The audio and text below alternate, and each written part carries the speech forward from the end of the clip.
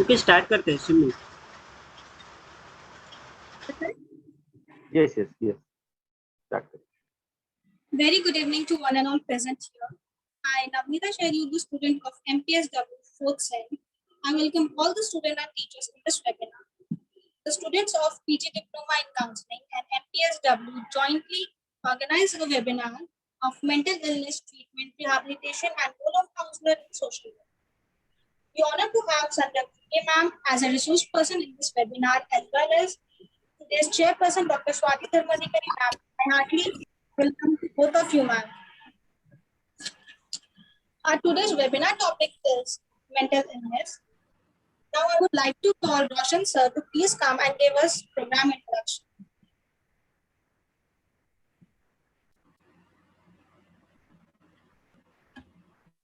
I would like to call Roshan sir to please come and give us program introduction. Yes, thank you, Navneeta. Yeah, most welcome, sir. आज के webinar में आप सभी का मैं यहाँ पर स्वागत करता हूँ। आज के इस वेबिनार में हमें जो रिसोर्स पर्सन प्राप्त हुए हैं वो है संध्या दुर्गे मैडम और चेयरपर्सन है doctor Swati Dharmadhikari madam, principal of our college. और आज के वेबिनार का टॉपिक है mental illness treatment, rehabilitation, counselling and role of social worker. आप सभी जानते हैं कि व्यक्ति को संपन्न, खुशहाल और सुखी रखने हेतु अपना शारीरिक तथा मानसिक स्वास्थ्य अच्छा रखना आवश्यक होता है। ज्यादातर व्यक्ति शारीरिक स्वास्थ्य हेतु जागरूक होते हैं, किंतु मानसिक स्वास्थ्य हेतु उस पर ध्यान नहीं देते। आज के कोरोना के वैश्विक महामारी के दौर में मानसिक स्वास्थ्य स्वस्थ रखना यह आवश्यक हो चुका है। आप सभी को पता है 22 मार्च 2020 से लॉकडाउन शुरू हुआ। इस वैश्विक महामारी से निपटने हेतु लॉकडाउन शुरू किया गया, जिसमें बहुत सारे लोगों की जिंदगी जैसे घरों में कैद हो चुकी थी। पहली लहर, दूसरी लहर, अभी और तीसरी लहर आने वाली है। सरकार द्वारा या विभिन्न संस्थाओं द्वारा, एनजीओ द्वारा कुछ ऐसे कदम उठाए जा रहे हैं जिसमें हम वैश्विक महामारी को निपट सके, उससे राहत मिल सके। इसका एक जो हमें ज्यादातर गवर्नमेंट ने, राज्य सरकार या केंद्र शासन ने लॉकडाउन शुरू किया। इसके चलते लोगों में बहुत सारे समस्याओं का सामना व्यक्तियों को करना पड़ा। इसमें किसी लोगों का व्यवसाय गया है, कुछ लोगों को आर्थिक परिस्थिति में भारी गिरावट हुई है, पारिवारिक क्लेश हुए हैं, घर बैठे ऑनलाइन किस प्रकार से काम करना है, इस प्रकार की अलग अलग समस्याओं को लोगों का सामना करना पड़ा। और इसके कारण इस दौर में लोगों को मानसिक स्वास्थ्य के बारे में बहुत सारी समस्याएं का सामना करना पड़ा है।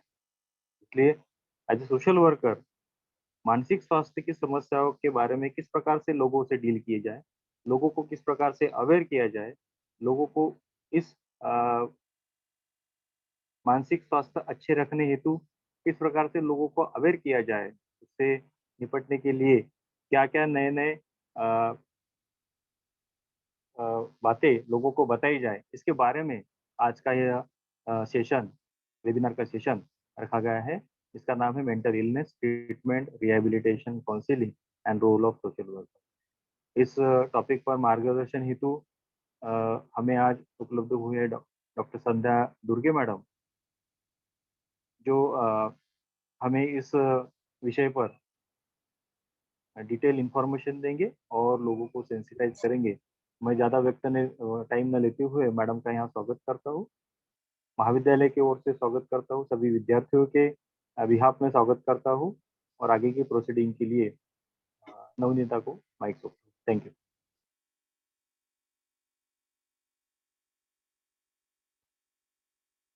Over to you, Navneeta.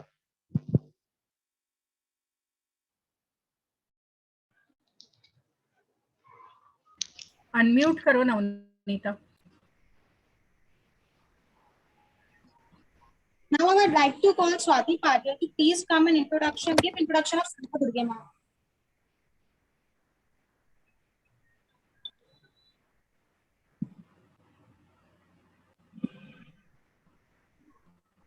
I repeat, I would like to call Swati Patil to please come and give introduction of Sandhya Durge ma'am. हाँ, हेलो. Yes, yes. हेलो.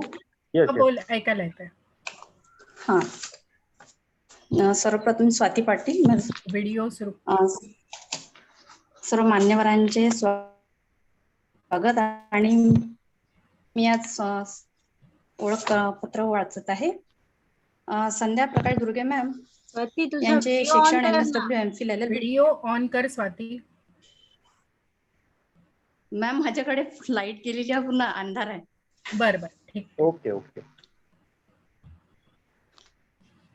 हा बोल. सॉरी. संध्या दुर्गे मॅम यांचे शिक्षण MSW MPhil LLB झालेले असून त्या सध्या प्रादेशिक मानसिक रुग्णालय नागपूर येथे सोशल सर्व्हिस सुपरिटेंडेंट म्हणून कार्यरत आहेत. तसेच त्या 30 वर्षापासून समुपदेशन व पुनर्वसन यांच्या या कार्यावर त्यांचा अनुभव आहे. या व्यतिरिक्त इंडियन इपिलिप्सी असोसिएशन नागपूर येथे त्या 2013-15 मध्ये अध्यक्ष होत्या. सामवेद या सेल्फ हेल्प ग्रुप ऑफ इपिलिप्सी यांच्या त्या फाउंडर मेंबर आहेत. निके एडव्होकेसी फाउंडेशन पुणेच्या त्या एक्झिक्युटिव्ह मॅनेजमेंट टीम मेंबर म्हणून कार्यरत आहेत. तसेच स्वीकार या संस्थेच्या त्या सदस्य आहेत. स्वीकार ही संस्था MR आणि CP चाइल्ड साठी कार्य करते. या व्यतिरिक्त दैनंदिन वर्तमानपत्रांमध्ये मानसिक आरोग्यांकरिता जनजागृतीपर खूप सारे त्यांचे लेख लिहिलेले आहेत आलेल्या. तसेच सार्वजनिक कार्यक्रमाच्या माध्यमातून मानसिक आरोग्य जनजागृती सगळीकडे व्हावी यासाठी त्यांचे प्रयत्न आहेत व त्यासाठी कार्यरत करते. Thank you.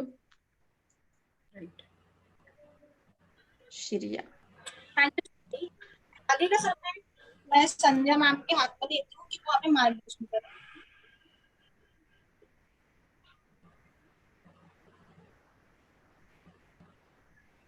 Hello. Yes yes madam. येतोय का? हो हो, व्यवस्थित. हो हो. व्हिडिओ पण बरोबर आहे? हो हो मॅडम. आणि स्क्रीन शेअर करते ना. हो हो, 1-2 मिनिट फक्त.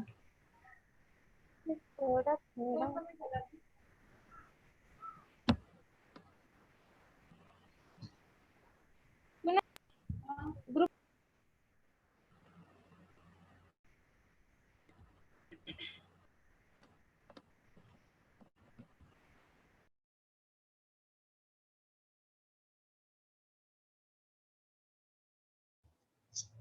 मला दिसलं की सांगा. हा, दिसलं होतं पण परत गेलं. ओके, मी पाहते परत.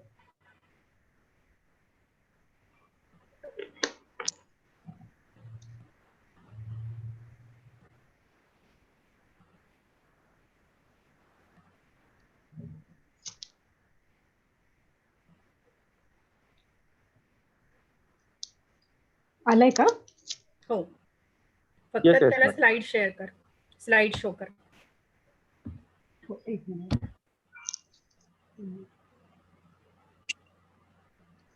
फुल स्क्रीन नाहीये. करते. हा. ठीक आहे का? हा, येस येस. बरोबर. आपल्या सर्वांना माझा नमस्कार आणि गुड इव्हनिंग. इथून पुढे आज आपण आपला विषय शिकणारच आहोत. फक्त त्यापूर्वी तिरपुडे इन्स्टिट्यूटला माझे सर्वात प्रथम आभार देण्याचं काम करते, कारण त्यांनी मला हा चान्स दिलेला आहे आणि माझे विचार मांडायची मला संधी दिलेली आहे. दुसरं म्हणजे एकंदरीतच मानसिक आजार लोकांपर्यंत पोहोचवायची ही संधी मिळालेली आहे, म्हणून मला जास्त आनंद. आणि त्यातच ऑडिओ थोडासा आणखीन मोठा पाहिजे, जवळ बोलता येईल स्पीकरच्या. ओके. आता ठीक आहे का? थोडा इम्प्रूव्ह. एक सेकंड. वैभव, दार बंदच करून दे. बाकीचे आवाज येतात. हॅलो. हा, येईल आता? हो. Yes yes. ओके. दुसरं असं की आपण सगळेजण या ठिकाणी आज जॉईन झालेले आहात, ही माहिती आपल्या सगळ्यांना मिळणार आहे, ती माहिती नक्कीच स्वतः समजून घ्या, नीट ऐकून घ्या आणि स्वतः तर वापरायचीच आहे, पण ती माहिती आपण आणखीन इतरांपर्यंत कशी पोहोचवू हे पण समजून घ्या. ती इतरांपर्यंत नक्की शेअर करा, कारण इथून पुढे बऱ्याच लोकांमध्ये मानसिक आजार वाढत चाललेले आहेत. आणि ते- ऑडिओ आणखीन पाहिजे. Sorry Sandhya, sorry for interruption. हो, बघ ना, ठीक आहे का? थोडा इम्प्रूव्ह कर. माईकच्या जवळ बोल. हा, हॅलो, इज इट ओके? येतोय का सगळ्यांना आवाज? हाँ ठीक है मैडम. ठीक आहे, बोला. मॅडम थोडं हिंदी इंग्लिश किंवा कारण की मराठी एकदम काही लोकांना कळत. माझे स्लाइड्स थोडे इंग्लिश मध्ये येतील आणि ठीक. काही जे टेक्निकल आहे तर ते सगळं इंग्लिश मध्ये येईलच. ठीक आहे चालेल. तर सांगायचं हेच आहे की इथून पुढे ही मिळालेली माहिती आपण इतरांपर्यंत कशी पोहोचवता येईल याचा विचार नक्की करा, कारण की ही फक्त माहिती आपल्यापर्यंत ठेवून ह्याने होणार नाहीये.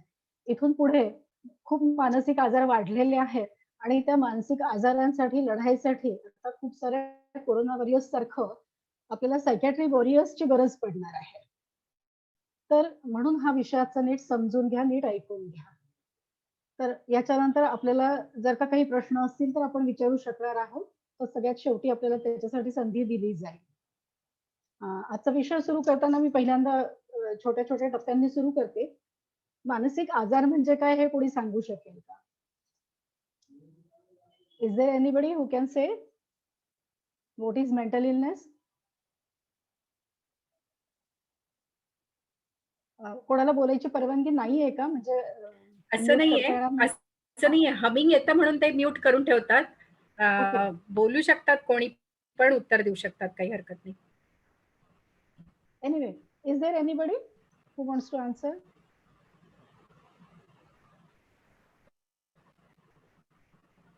A person who has a serious behavior disorder. Okay.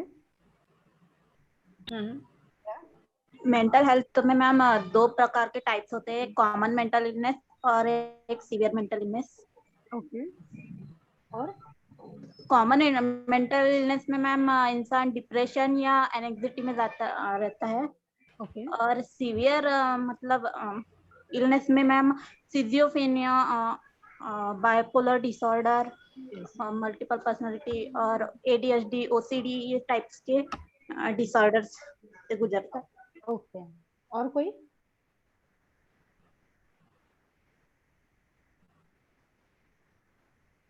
Okay, लेकिन फिर भी किसी ने डेफिनेशन नहीं बताई मुझे. What is mental illness? तो उसकी कोई डेफिनेशन है क्या?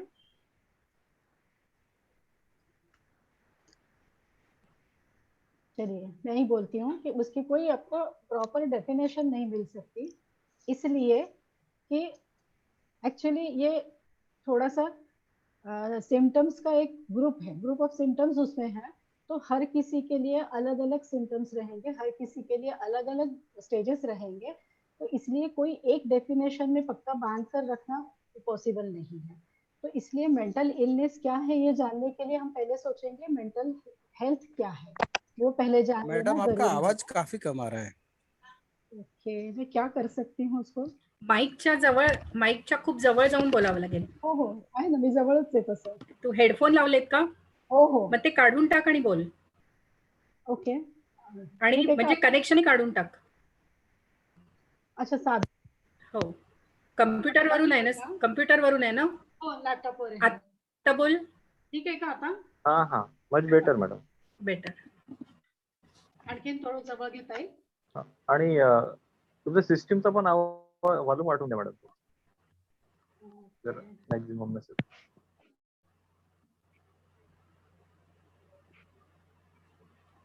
आता ठीक आहे? हो. हाँ. मला वाटलं की म्हणजे हेडफोन लावून बोललं तर जास्त व्यवस्थित येईल. नाही, ते खूप जवळ घेऊन बोलावं लागतं. ओके, चला. तर मेंटल इलनेस म्हणजे काय आपण बघत होतो. आणि मेंटल इलनेस म्हणजे ऍब्सेन्स ऑफ मेंटल हेल्थ आपण असं म्हणू शकतो की मानसिक दृष्ट्या हेल्थ चांगली नसणं म्हणजेच आजारी असणं, मेंटली हेल्दी नसणं म्हणजेच मेंटल इलनेस असणं, असं होऊ शकतं. आणि म्हणून आपल्याला पहिल्यांदा मेंटल हेल्थ काय आहे हे समजून घ्यायचं आहे.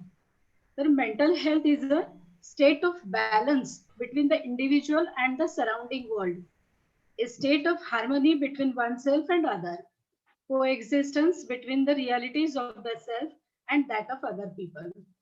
तर मेंटल हेल्थ म्हणजे आपल्याला लक्षात येईल की हा बॅलन्स आहे इंडिव्हिज्युअल आणि सराउंडिंग वर्ल्ड मधला. त्याच्यानंतर लक्षात येईल it is an adjustment of human being to the world and to each other and a maximum of effectiveness and happiness. तर ही एक ऍडजस्टमेंट आहे ह्युमन बिईंग मधली, त्या वर्ल्ड मधली इतरांबरोबर करण्यात आलेली. त्याला आपण मेंटल हेल्थ असं म्हणू शकतो.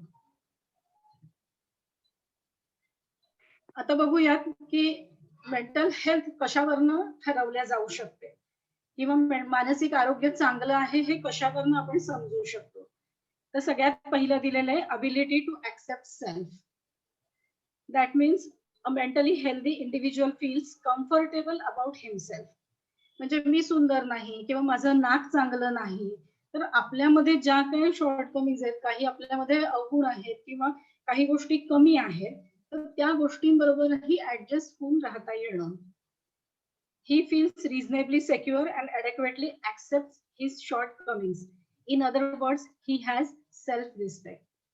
तर ज्यांच्यामध्ये अबिलिटी टू ऍक्सेप्ट सेल्फ आहे त्यांची मेंटल हेल्थ ठीक आहे किंवा त्यांची मेंटल हेल्थ चांगली आहे असं आपण समजू शकतो. Second is the capacity to feel right towards others. आता या ठिकाणी आपण स्वतःला ठेवून बघूया. त्यांनी म्हटलेलं आहे की an individual who enjoys good mental health is able to be sincerely interested in others' welfare. He has satisfying and lasting friendship. आता लक्षात घ्या की इतरांचं कोणाचं चांगलं होत आहे म्हणून आपल्याला आनंद होणं किंवा इतर कोणी चांगले करतायत, इतर कोणाची प्रगती होते आहे म्हणून आपल्याला आनंद होणं, हा भाग याच्यामध्ये घेतलेला आहे की इतरांच्या बाबतीत तुम्हाला चांगलं वाटणं. तर हे एका गुड मेंटल हेल्थचं लक्षण आहे. त्याच्यानंतर तिसरा पॉइंट दिलेला आहे the ability to fulfil life task. स्वतःच्या आयुष्याकरता काहीतरी विशेष ध्येय ठरवणं, त्याप्रमाणे किंवा इतरही काही निर्णय घेण्याची क्षमता असणं किंवा समस्यांची लढायची त्यांची आपली नीती तयार असणं किंवा ती समस्यांशी लढाईसाठी त्यांची तयारी असणं, तो जबाबदारी घेऊ शकणं, या सगळ्या गोष्टी आहेत या 3 नंबरमध्ये. The ability to fulfil life task. तर a mentally healthy person is able to think for himself, set reasonable goals and take his own decisions. He does something about the problem as they arise, shoulder responsibilities. He is not bowled over his own emotions of fear, anger, love and guilt. तर आपल्या जे पण भावना आहेत त्या भावनांचा योग्य प्रकारे निचरा करता येणं, वेगवेगळ्या जबाबदाऱ्या घेता येणं, येणाऱ्या समस्यांशी लढता येणं, हे सगळं आपल्याला दिसेल ज्यांची मेंटल हेल्थ चांगली आहे त्यांच्या संदर्भात. त्यानंतर आपण पुढचं बघूया क्रायटेरिया फॉर मेंटल हेल्थ. कोणाची मेंटल हेल्थ चांगली आहे असं म्हणता येईल म्हणजेच ती व्यक्ती मानसिक दृष्ट्या स्टेबल आहे, याचाच अर्थ त्यांना मानसिक आजार नाही आहे. तर सगळ्यात पहिलं आहे ऍडेक्वेट कॉन्टॅक्ट विथ रियालिटी. त्याच्यानंतर आपल्याला लक्षात येईल की आपण आधी पण बोललेलो की जी रियालिटी आहे ती ऍक्सेप्ट करून त्याच्यासोबत जगता येणं, त्याच्यासोबत राहता येणं, याचा अर्थ adequate contact with reality. Control over thoughts and imagination. आपले स्वतःचे विचार किंवा आपल्या स्वतःच्या ज्या काही कल्पना आहेत त्यांच्यावरती आपला ताबा असणं, योग्य वेळी योग्य इमोशन्सचा वापर करणं किंवा त्या दिसणं, नंतर योग्य वेळी योग्य विचार आपले व्यक्त करता येणं, हे सगळं control over thoughts and imagination. Efficiency in work. आपलं काम अत्यंत प्रामाणिकपणे करता येणं किंवा 100% आपलं त्याच्यामध्ये योगदान देऊन पूर्ण करता येणं, तर याला आपण म्हणूयात efficiency in work and play. Social acceptance. आपण आधी पण पाहिलेलं आहे की आपल्या समाजामध्ये सगळेजण वागत असताना त्यांच्याबरोबर आपल्याला योग्य पद्धतीने ऍडजस्टमेंट करता येणं म्हणजे सोशल ऍक्सेप्टन्स असणं. स्वतःविषयीची पॉझिटिव्ह कॉन्सेप्ट असणं, नंतर आणि एक हेल्दी इमोशनल लाईफ असणं, या सगळ्या गोष्टी आहेत ज्याच्यातून आपल्याला लक्षात येईल की हे सगळं ज्यांच्यामध्ये आहे ती व्यक्ती मेंटली हेल्दी आहे आणि याचाच अर्थ त्यांच्यामध्ये मानसिक आजार नाही आहे. तर ज्यांच्यामध्ये ही लक्षणं नाहीत त्यांना आपण मानसिकदृष्ट्या आजारी आहे असं म्हणू शकतो किंवा मानसिकदृष्ट्या ते स्वस्थ नाहीत असा त्यातून अर्थ निघू शकतो. तर वरील घटकांवरून आपल्याला आता आणखी मानसिक आजाराच्या दृष्टीने काही गोष्टी सांगता येतील. तर mental disorder is a disorder of mood, thought and emotion and perception. आताच आधी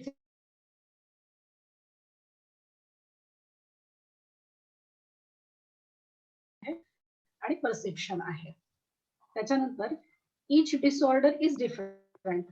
ते पण कोणीतरी मांडलं होतं की प्रत्येक व्यक्तीमध्ये वेगवेगळ्या पद्धतीने ते दिसणार आहेत. म्हणजे आजाराचे वेगवेगळे प्रकार पण आहेत आणि प्रत्येकाचे एक्सप्रेशन त्यातनं वेगळे येणार आहे. प्रत्येक व्यक्ती जशी एक वेगळी आहे तसेच तिचे आजाराचे प्रकार किंवा त्यांना असणारे हॅल्युसिनेशन्स, त्यांना असणारे डेल्युजन्स किंवा आणखीन बाकीचे लक्षणं हे खूप वेगवेगळ्या प्रकारे असणार आहे. त्याच्यामुळे ह्या प्रत्येक गोष्टीला आपण एका स्पेशल डेफिनेशन मध्ये बसवू शकत नाही, म्हणून आपण आता इथे डेफिनेशन आपल्याला बघता आली नव्हती. काउन्सिलिंग काय आहे हे थोडक्यात समजून घेऊया.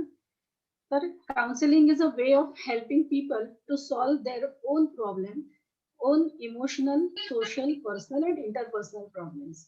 तर एखाद्या व्यक्तीमध्ये जर का त्यांचे काही इमोशनल किंवा सोशल, पर्सनल, इंटरपर्सनल असे काही पण प्रॉब्लेम असतील तर त्यांना समजवण्याचा किंवा त्यांना मदत करण्याचा एक मार्ग म्हणजे काउन्सिलिंग आहे.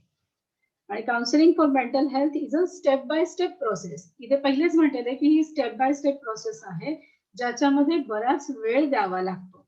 Consistency is needed in order for the therapy to work. म्हणजे त्याचा रिझल्ट दिसण्यासाठी, त्याचा इफेक्ट दिसण्यासाठी आपल्याला बऱ्याच वेळ द्यावा लागतो किंवा वेळ लागतो आणि कन्सिस्टन्सी असणं आवश्यक असतं. If one does not follow with the treatment session, the patient will simply revert to his her previous condition. जर का त्या व्यक्तीने ट्रीटमेंट सेशन्स आणि बरोबर काउन्सिलिंग सेशन ह्या दोन्ही गोष्टी सुरू ठेवल्या नाहीत तर त्यांना पुन्हा त्यांच्या प्रिव्हियस स्टेजवरती जाण्याची वेळ येऊ शकते किंवा बरेचदा ते जातात. म्हणजे कदाचित स्वाती मॅडम पण हे सांगू शकतील आणि हा मला पण अनुभव आहे की लोक आपल्यापर्यंत येतात, काउन्सिलिंग हवंय म्हणतात, म्हणजे त्यांच्या आजकाल त्याच्यात अवेअरनेस आहे की काउन्सिलिंगची गरज असते, काउन्सिलिंग घेतलं पाहिजे आणि काउन्सिलिंग कडे आपण जातोय म्हटल्यावरती काउन्सिलर कडे जाणं म्हणजे काही सायकॅट्रिस्ट कडे जाणं नाही. त्याच्यामुळे जायला प्रॉब्लेम नाही, हे लोकांपर्यंत आता पोहोचलंय. पण तरी सुद्धा लोकांना असं वाटतंय की जितक्या लवकरात लवकर रिझल्ट दिसतील तितके बरे किंवा इन्स्टंट रिझल्ट आले तर बरे. पण actually he step by step procedure आणि टाइम घेणारी प्रोसिजर आहे. त्याच्यामुळे आपल्याला काही ना काही वेळ दिल्याशिवाय त्याचे रिझल्ट योग्य पद्धतीने दिसू शकत नाही. आणि त्याचबरोबर मेडिसिन म्हणजे ट्रीटमेंटचे सेशन्स पण सुरू असणं आवश्यक असतात, तेव्हाच या गोष्टींचा योग्य आपल्याला फायदा दिसून येतो. आता काउन्सिलिंगचे आपण 10 बेनिफिट्स बघूया. 10 बेनिफिट्स ऑफ काउन्सिलिंग. तर सगळ्यात पहिला आहे helps you to understand the element. म्हणजे तुमचा काय प्रॉब्लेम आहे हे समजून घेण्याच्या दृष्टीने काउन्सिलिंग आपल्याला मदत करतं. त्याच्यानंतर helps get your life back on track. म्हणजे जे काही तुमचं आजारामुळे किंवा तुमच्या लक्षणांमुळे किंवा आणखी तुम्हाला असणाऱ्या त्रासामुळे तुमचं लाईफ कुठेतरी मागच्या स्टेपवर गेलेलं असतं, त्याला पुन्हा राईट ट्रॅक वरती आणणं, चुकीच्या मार्गावरून सरळ मार्गावर आणणं, याच्यासाठी आपल्याला काउन्सिलिंगचा फायदा होतो. हा एक मोठा बेनिफिट आहे. Help manage emotions. इमोशन्सचं मॅनेजमेंट करण्याच्या दृष्टीने पण काउन्सिलिंगची गरज आहे. आपल्याला अँझायटी, डिप्रेशन या गोष्टींची फाईट करताना काउन्सिलिंग मदत करतं. Helps in smooth role reversal. जे काही आपले रोल आहेत त्या रोलच्या संदर्भामध्ये कुठेतरी चूक घडलेलं असेल किंवा बदलत आहे असं दिसत असेल तर त्यावेळेला आपल्याला काउन्सिलिंगची मदत होऊ शकते. Helps deal with social stigma and identity loss. मानसिक आजारामुळे बऱ्याचशा व्यक्तींवरती सोशल स्टिग्मा लागलेला असतो. म्हणजे आपण समाजात वावरताना आपल्याला माहितीये की मानसिक रुग्णांकडे अतिशय वाईट पद्धतीने पाहिल्या जातं, वाईट पद्धतीने त्यांच्याशी वागल्या जातं. याचं कारणच आहे की त्यांच्याचा तो स्टिग्मा आहे असं समजल्या जातं आणि त्याच्यामुळे हा सोशल स्टिग्मा दूर होण्यासाठी काउन्सिलर्सची मदत घेतली तर आपल्याला फायदा होऊ शकतो.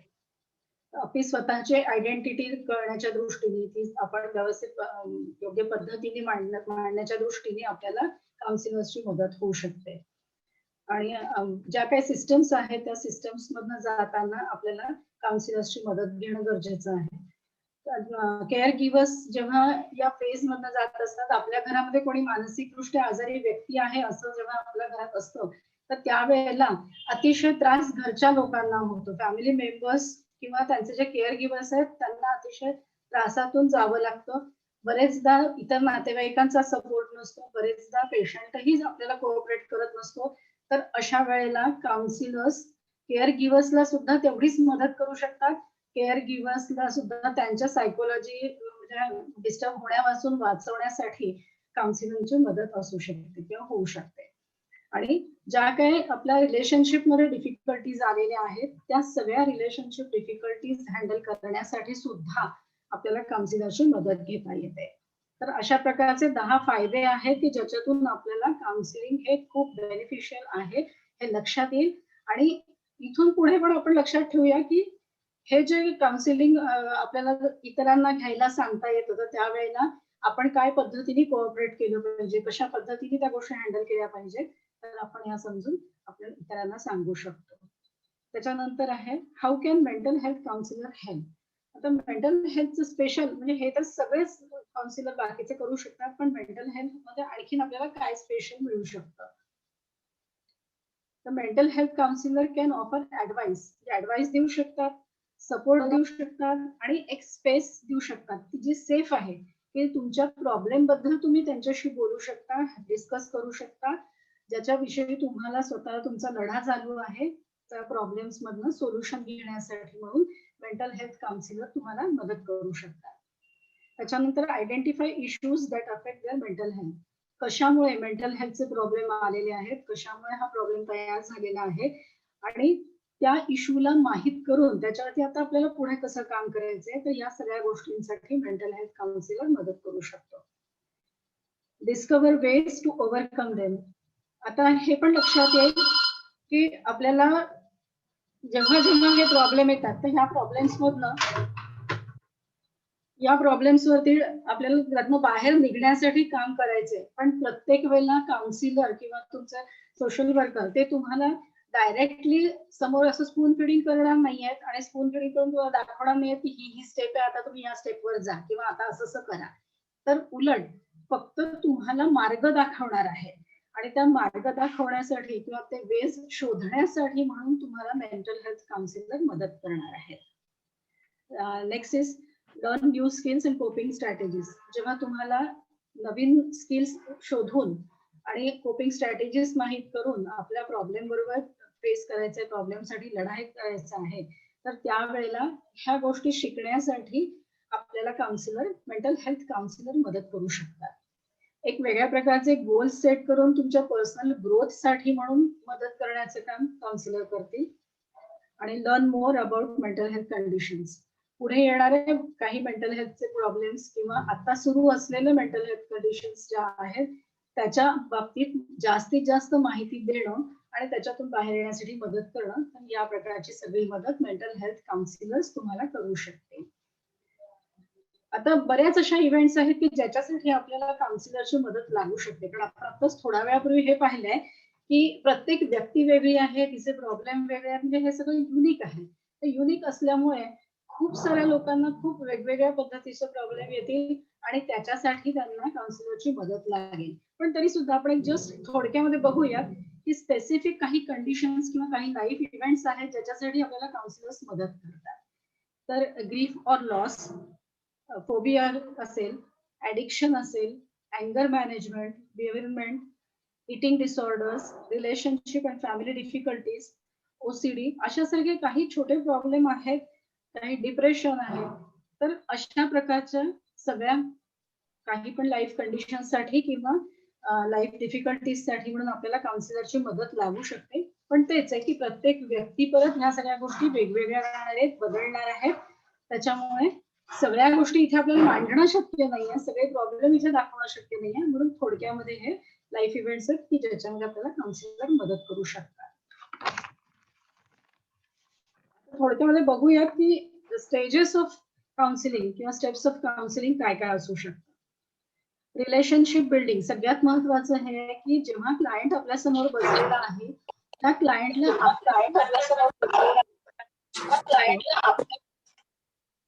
आवाज येतोय का बरोबर? मृदुल आणि निशिदा प्लीज म्यूट युअरसेल्फ. मृदुल आणि निशिदा म्यूट युअरसेल्फ.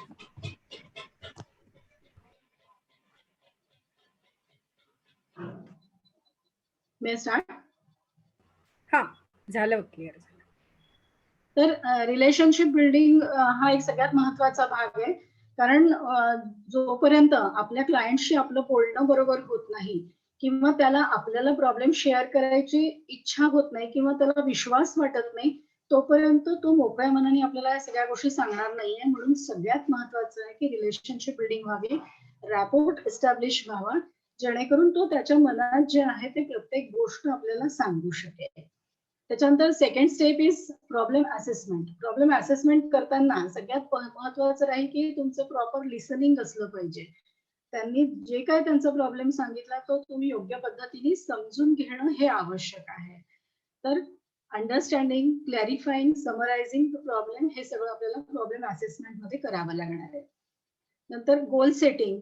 तर गोल सेटिंग मध्ये डिसाइडिंग ऑन इंटरव्हेन्शन. नक्की काय काय स्टेप करायच्या आहेत, नक्की काय काय स्टेप करून आपल्याला पुढे जायचं आहे या सगळ्याविषयी गोल सेटिंग मध्ये आपण ठरवू शकतो. Exploring the problem to find solution. त्यांचे प्रॉब्लेम काय आहेत, एक्झॅक्ट प्रॉब्लेम काय, त्याच्यावरती काम काय करायचंय किंवा प्रॉब्लेम सोबत आणखी उपप्रॉब्लेम आहेत का, काही वेगळ्या समस्या आहेत का हे माहित करून घ्यायचं आहे. तर त्या बाबतीमध्ये गोल सेटिंग मध्ये आपल्याला त्याच्यामध्ये दिसू शकते. काउन्सिलिंग आणि इंटरव्हेन्शन. तर ह्याच्यामध्ये आपल्याला प्रॉब्लेम काय आहे माहिती झाला, त्याच्यानंतर प्रॉब्लेम कळल्यानंतर त्या प्रॉब्लेम वरती सोल्युशन काय आहे ते शोधले आणि त्याच्यावरती काउन्सिलिंगचं काम होणार. इंटरव्हेन्शन कशा पद्धतीने करायचे ते ठरवल्या जाणार. ही स्टेप आपल्याला काउन्सिलिंग इंटरव्हेन्शन मध्ये होईल. That is exploring the problem to find solution and helping the client to plan his own solutions.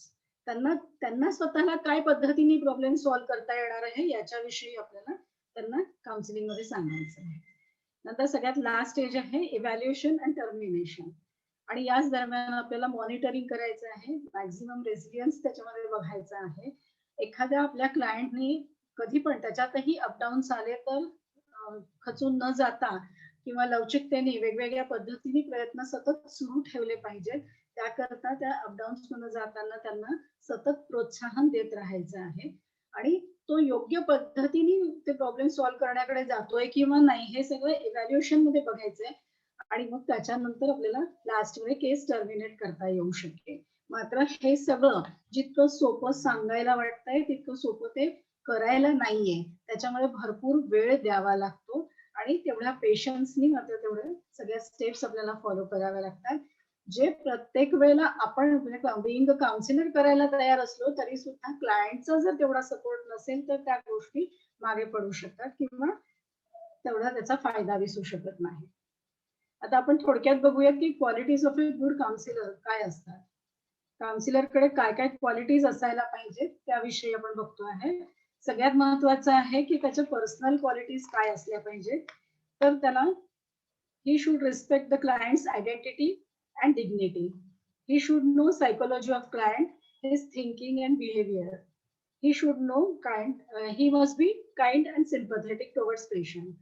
Should be gentle while solving sorting out the corrective measures.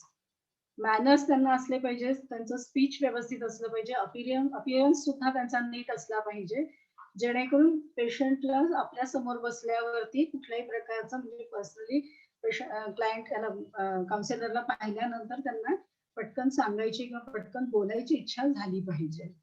नंतर जेव्हा बरेचदा असं पाहिलं जातं कधी कदाचित तुम्ही नवीन काउन्सिलर असाल तर तुमच्या हे लक्षात येईल की खूपदा आपल्या समोर क्लायंट आला तर बरेचदा काउन्सिलर स्वतः सुद्धा त्याच्यात इमोशनली अडकतात आणि बरेचदा पेशंट रडतो आहे म्हणून त्यांच्या पण डोळ्यात पाणी येतं किंवा आपण त्यांच्या इमोशन्सशी एकदम स्वतःला खूप जास्त कनेक्ट करून घेतो.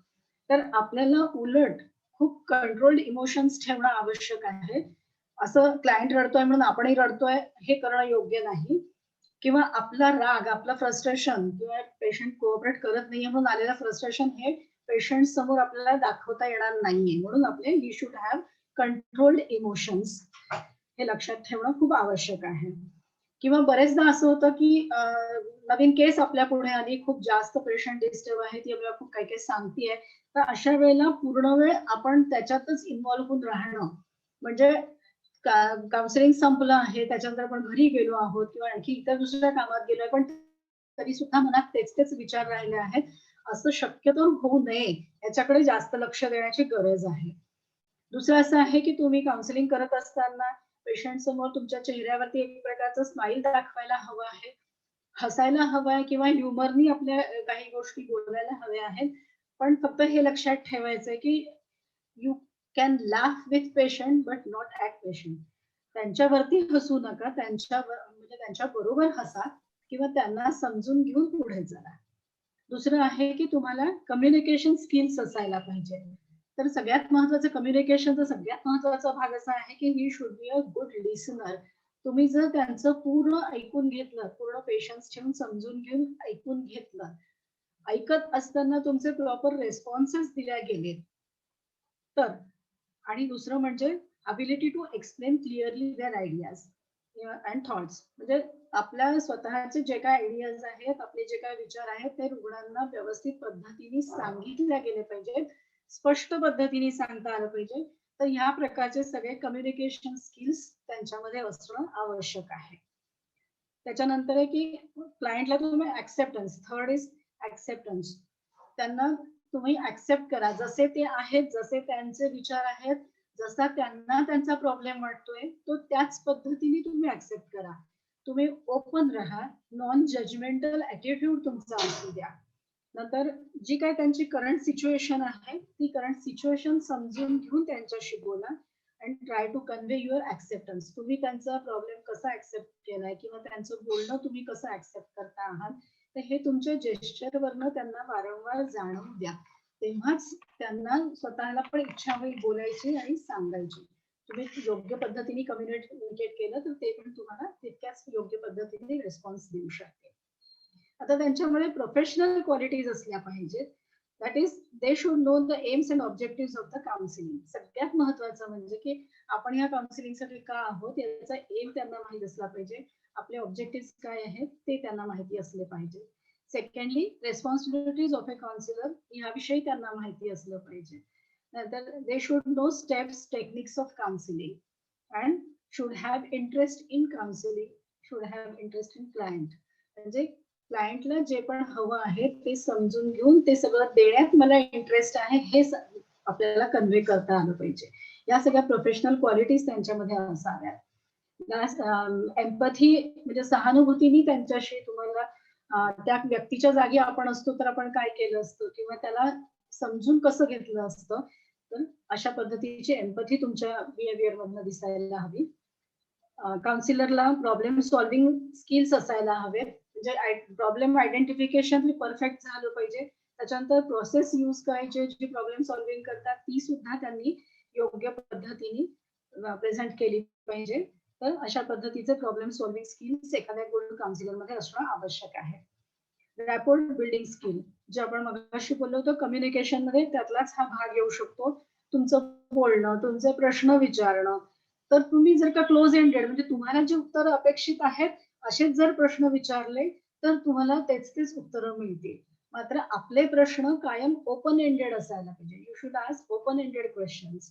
तेव्हाच त्याच्यामधनं योग्य उत्तरं येतील, तेव्हाच ते आपल्याला व्यवस्थित सगळं सांगतील. तुमच्या चेहऱ्यावरचे हावभाव त्याच्यातनं त्यांना दिसले पाहिजेत. तुम्हाला क्लायंटचं बोलणं समजतं आहे, तुम्हाला त्यात इंटरेस्ट आहे, हे सगळं तुम्ही आपल्या बॉडी लँग्वेज मधनं शो करायला पाहिजे.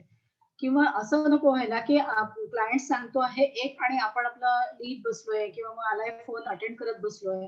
तर असं होऊ नये, कारण तुमच्या ह्या जेस्चर्स वरनच तुमचा रॅपोर्ट बिल्डिंग होणार आहे आणि तर तुम्हाला इंटरेस्ट आहे की नाही हे दिसणं म्हणून आवश्यक आहे. You should be flexible. तर ऍक्च्युली क्लायंटला समजून घेताना त्यांची स्थिती काय आहे, त्यांच्या घराची परिस्थिती काय आहे, त्यांची इकॉनॉमिक कंडिशन काय आहे किंवा प्रत्येक गोष्टीमध्ये त्यांचं जे आहे तेच आपल्याला समजून घ्यायचं आहे आणि त्यानुसार आपली मतं त्यांच्यावर न लादता फ्लेक्झिबली त्यांची मतं काय आहेत हे समजून घेऊन तशी हेल्प त्यांना करायची आहे. आपण सेल्फ अवेअर असायला पाहिजे, आपले स्वतःचे व्ह्यूज क्लिअर असावे, क्लायंटला नक्की काय आहे काय हवं आहे ते आपण समजून घ्यायला पाहिजे आणि मगच त्याप्रमाणे हँडलिंग करायचं आहे. मल्टीकल्चरल कॉम्पिटन्सी असली पाहिजे, कारण की तुम्हाला जितकं नॉलेज असेल वेगवेगळ्या संस्कृतीच्या विषयीचं, वेगवेगळ्या लोकांबद्दलचं, वेगवेगळ्या कास्ट कस्टम्स या बाबतीतलं, तर त्यावेळेला तुम्हाला त्या त्या पद्धतीने त्या त्या व्यक्तीला हँडल करता येईल. म्हणजे एखाद्या हिंदू मुलाचं काउन्सिलिंग तुम्हाला करायचं आहे आणि अशा वेळेला तुम्हाला मुस्लिम्स बाबतचे रूल्स माहिती आहेत, तुम्ही तीच स्ट्रॅटेजी त्यांच्या बाबतीत लावताय, तर या गोष्टी दोन बरोबर होऊ शकणार नाही. तर म्हणून आपल्याला वेगवेगळ्या कल्चरल गोष्टी माहिती असल्या पाहिजेत, त्या संस्कृतीची आपल्याला ओळख असली पाहिजे, त्यांची पद्धत काय आहे त्या पद्धतीने आपल्याला प्रॉब्लेम सॉल्व्हिंग सोल्युशन्स देता यायला पाहिजे आणि त्यांच्यामध्ये प्रॅक्टिस मॅनेजमेंटचे स्किल्स असणं आवश्यक आहे. आपली प्रॅक्टिस आपण कशा पद्धतीने मॅनेज करू शकतो हे किंवा आपल्याला काय स्ट्रॅटेजीज वापराव्या लागू शकतात ही गोष्ट त्यांना माहीत असणं आवश्यक आहे. तर हे सगळे आहेत qualities of a good counsellor. या सगळ्या क्वालिटीज असल्या तेव्हाच आपण समजू शकतो की ते व्यक्ती एक गुड काउन्सिलर आहे. आता काउन्सिलर आपल्याला मदत करतायत वेगवेगळ्या पद्धतीने, वेगवेगळ्या स्टेजेस वरती आपल्याला काउन्सिलरची मदत घेता येते हे आपण पाहिलेलं आहे. आता आपण थोडक्यामध्ये बघूयात की रोल ऑफ सोशल वर्कर काय असतो मेंटल इलनेसच्या दृष्टीने. मानसिक दृष्ट्या आजारी व्यक्ती असेल तर त्याच्यासाठी एक सोशल वर्कर काय काय करू शकतो हे आता आपल्याला बघायचं आहे. सगळ्यात महत्वाचं आपण दिलंय की प्रिव्हेन्शन मध्ये मदत करू शकतो. प्रिव्हेन्शन मध्ये मदत कशी हे कोणी सांगू शकेल का?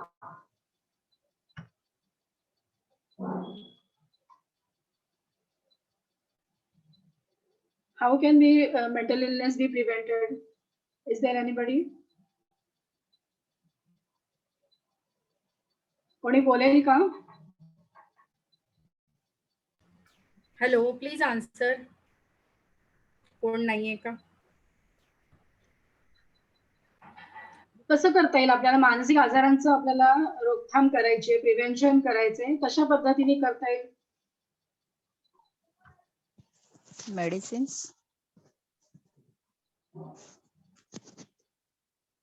स्वाती परत सांग, ऐकायला नाही आलं. Hello. Help of medicines. Okay. आणखी?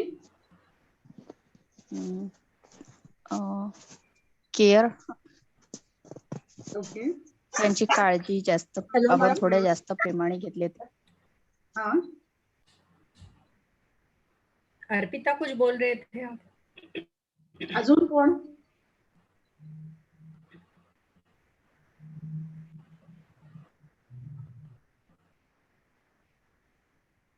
ओके, आपण एक बघूया. सगळ्यात महत्वाचं म्हणजे प्रिव्हेन्शन करताना आपल्याला सांगायचंय मानसिक आजार कसे होऊ नयेत याच्याविषयी आपल्याला प्रिव्हेन्शन करायचंय. बरोबर आहे, तुम्ही ट्रीटमेंट देऊन म्हणताय, पण हे केव्हा होईल जेव्हा मानसिक आजार असताना मग आपल्याला ट्रीटमेंट देता येईल. आधी प्रिव्हेन्शनची औषधं नाही आहेत किंवा त्याच्यासाठी जसं आता वॅक्सिनेशन आहे तसं प्रिव्हेन्शनसाठी मानसिक आजारांसाठी वॅक्सिनेशन नाही आहे किंवा औषधं नाही आहेत. मग आपल्याला प्रिव्हेन्शन कसं करता येईल? तर आपल्याला वेगवेगळ्या सोशल मीडियाचा फायदा घेता येईल आणि लोकांना शिकवता येईल. बरोबर. खूपदा आपल्याला टीव्ही वरती, रेडिओवरती बरेचदा वेगवेगळ्या मानसिक आजारांविषयी माहिती सांगितली जाते आणि ते आजार होऊ नयेत म्हणून किंवा त्याच्यावरती उपलब्ध असलेल्या उपचारांबाबत त्याच्यामध्ये सांगितलेलं असतं. तर ही एक प्रिव्हेन्शनची पद्धत झाली. या प्रिव्हेन्शन मध्येच आपण आणखीन सांगू शकतो की हे आजार न होऊ म्हणून, जसं म्हणजे आता अल्कोहोल किंवा ड्रग्ज घेतले तर त्याचा परिणाम पुढे जाऊन मानसिक आजारांमध्ये होतो. तर ते ड्रग्ज घेऊ नये. ड्रग्ज घेतल्याने काय दुष्परिणाम होतात शरीरावर, मनावर किंवा आणखी शरीरावर आणि मानसिकतेवर काय परिणाम होऊ शकतात, तर या सगळ्या गोष्टी आपल्याला प्रिव्हेन्शनच्या थ्रू माहित होणार आहेत. तर आपल्याला वेगवेगळ्या प्रकारे लोकांपर्यंत ऍडव्हर्टाइजच्या माध्यमातून ते सगळं पोहोचवायचं आहे. तर पोस्टर प्रदर्शन आहे किंवा टीव्ही, रेडिओ आहे, सोशल मीडिया आहे किंवा आणखीन कुठल्याही प्रकारे जोपर्यंत आपण लोकांपर्यंत, जसं आता मी एक लेक्चर घेतलं आणि लोकांपर्यंत जी माहिती सांगितली, तर याचा अर्थ मी त्या प्रिव्हेन्शन मध्ये मदत केलेली आहे. तर हा प्रिव्हेन्शनचा भाग आहे की अशा पद्धतीने आपल्याला पॉम्पलेट्स देऊन किंवा आणखी माहिती देऊन प्रिव्हेन्शन करता येऊ शकतं. जसं बरेचदा सुसाईड प्रिव्हेन्शन साठी सुद्धा चालू आहे किंवा आणखी बाकीच्या मानसिक आजारांविषयी प्रिव्हेन्शन साठी म्हणून आजकाल ऍडव्हर्टाईज वगैरे दाखवतात. तर हे सगळं त्या रुग्णांशी कसं वागावं, त्यांना औषधं कशी द्यावीत, औषधं घेतली नाही तर काय होतं, ही प्रत्येक गोष्ट आपल्याला या माध्यमातून लोकांपर्यंत पोहोचवता येते आणि त्याच्या मार्फत त्यांचं प्रिव्हेन्शन करता येऊ शकतं. तर प्रिव्हेन्शनचा हा भाग सगळ्यात महत्वाचा आहे. प्रिव्हेन्शन केलं म्हणजे मग त्यांना पुढे मानसिक आजारांचा सामनाच करावा लागला नाही, तर बऱ्याच अंशी मानसिक आजारांचं प्रमाण आपोआपच कमी झालेलं दिसू शकेल. त्याच्यानंतर आपण ट्रीटमेंट पार्ट मध्ये पण सोशल वर्करचा रोल असतो. आता मेंटल हॉस्पिटलमध्ये असताना किंवा इतरही ठिकाणी ज्या ठिकाणी सायकॅट्रिक सेटिंगचे हॉस्पिटल्स आहेत, तर त्यांच्या प्रत्येक ठिकाणी मल्टीडिसिप्लिनरी टीम्स असतात. त्या टीम मध्ये सायकॅट्रिस्ट असतात, medical officer, social worker, occupational therapist, psychiatric sisters, yoga therapist, psychiatric nurse, music किंवा डान्स थेरपिस्ट ह्याही लोकांचा समावेश असतो. आणि यामध्ये प्रत्येक जण त्या वेळेला एकाच वेळेला रुग्णाला बघतात. त्या रुग्णाला बघत असतानाच सायकॅट्रिस्ट त्यांचे जे पण काही प्रॉब्लेम्स असतील सॉल्व्ह करण्यासारखे, सोशल प्रॉब्लेम असतील तर सोशल वर्करशी कन्सल्ट करून एका वेळेलाच त्या ठिकाणी ते प्रॉब्लेम सॉल्व्ह करण्याच्या दृष्टीने स्ट्रॅटेजीज प्लॅन करतात किंवा त्यांचा ट्रीटमेंट प्लॅन त्या ठिकाणी तयार होतो. तर अशी मल्टीडिसिप्लिनरी टीम जी असते त्याच्यामध्ये सोशल वर्करचं असणं खूप आवश्यक आहे, कारण रुग्णांच्या सगळ्याच सोशल प्रॉब्लेम्स करता म्हणून त्यांना मदत देता येणार आहे. त्याच्यानंतर रिहॅबिलिटेशन. आपण रिहॅबिलिटेशनचा पार्ट आणखीन थोडासा पुढे बघणार आहोत, पण त्यातल्या त्यात आता मी थोडंसं सांगते की या आजारानंतरच्या दुष्परिणामांना टाळून त्या व्यक्तीच्या सर्व क्षमतांचा वापर करण्याविषयी जो विचार केला जातो आणि त्यांना त्यांच्या पूर्वावस्थेत परत आणण्याचा प्रयत्न केला जातो, तर त्याला आपण रिहॅबिलिटेशन म्हणजे पुनर्वसन असं म्हणतो. तर त्यात पुन्हा आपल्याला हे सांगायला लागेल रुग्णांशी कसं वागायचं, त्यांना औषधं कशी द्यायची, त्यांना सपोर्ट कसा द्यायचा, तर या प्रत्येक गोष्टीचा विचार त्याच्यामध्ये होतो. नंतर मेंटल हॉस्पिटलच्या दृष्टीने म्हणाल तर काही पेशंट असे असतात की ज्यांना अजिबातच स्वतःचं नाव पत्ता काही सांगता येत नाही, ते बऱ्याच वर्षानुवर्ष तसेच मेंटल हॉस्पिटलमध्ये राहून गेलेले आहेत. तर अशा रुग्णांचं आपल्याला काउन्सिलिंग रिहॅबिलिटेशन करायचं असेल तर त्यांना वेगळ्या कुठल्या इन्स्टिट्यूशन मध्ये पाठवून त्या पद्धतीने त्यांचं रिहॅबिलिटेशन करता येऊ शकतं. किंवा अननोन केसेस ज्या ऍडमिट झालेल्या असतात त्यांच्याशी त्यांचे ट्रीटमेंट सुरू असतानाच त्यांचे वारंवार इंटरव्ह्यू घेणं आणि इंटरव्ह्यू घेत असताना त्यांची सगळी माहिती मिळवणं, त्यांचा ऍड्रेस मिळवणं, तो सगळा ट्रेस आउट करणं आणि नंतर त्यांना त्यांच्या घरी परत पाठवणं, त्यांच्या फॅमिलीमध्ये परत पाठवणं, तर हे एक प्रकारचं मेंटल हॉस्पिटलच्या सेटिंग मध्ये रिहॅबिलिटेशनचं काम असू शकतं. आता या व्यतिरिक्त ज्या ठिकाणी वेगवेगळ्या ठिकाणी जसे सोशल वर्करची अपॉइंटमेंट असेल, एम्प्लॉयमेंट असेल, तर त्यानुसार त्यांच्या सर्व्हिसेस काही काही वेगवेगळ्या असू शकतात. जसं आहे ती डायरेक्ट सर्व्हिसेस, म्हणजे एखादा इंडिव्हिज्युअल, कपल, फॅमिलीज, ग्रुप्स या सगळ्यांना एका पद्धतीने काउन्सिलिंग द्यायचं, क्रायसिस इंटरव्हेन्शन मध्ये हेल्प करायची, थेरपी द्यायची, ऍडव्होकसी, तर ह्या सगळ्या गोष्टींमध्ये डायरेक्ट सर्व्हिसेस सोशल वर्कर देऊ शकतात. सेकंड इज केस मॅनेजमेंट, तर coordinating interdisciplinary services to a specific client or group. जसं आपण आताच बोललो होतं की मल्टीडिसिप्लिनरी टीम म्हटलं होतं, तर तसंच हे इंटरडिसिप्लिनरी सर्व्हिसेस असतात.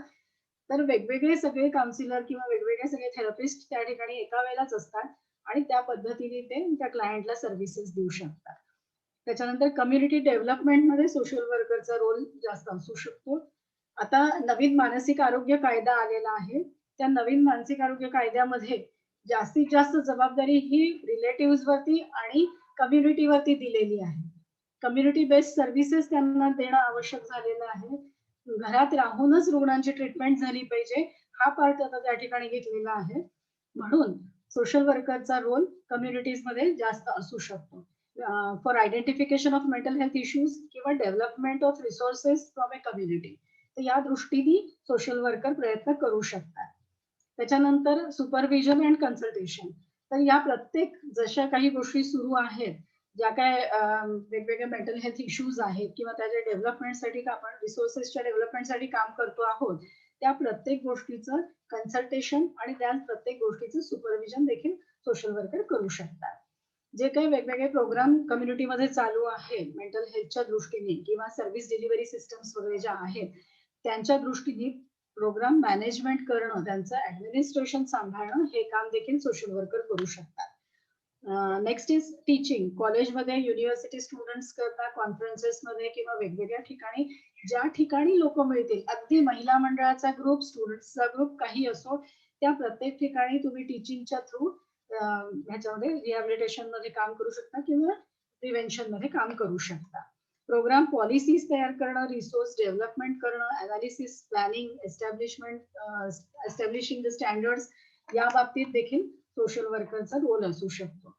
जे काही रिसर्च सुरू आहे त्या रिसर्चचं इव्हॅल्युएशन आणि करणं याच्यासाठी सुद्धा सोशल वर्करचा रोल आहे.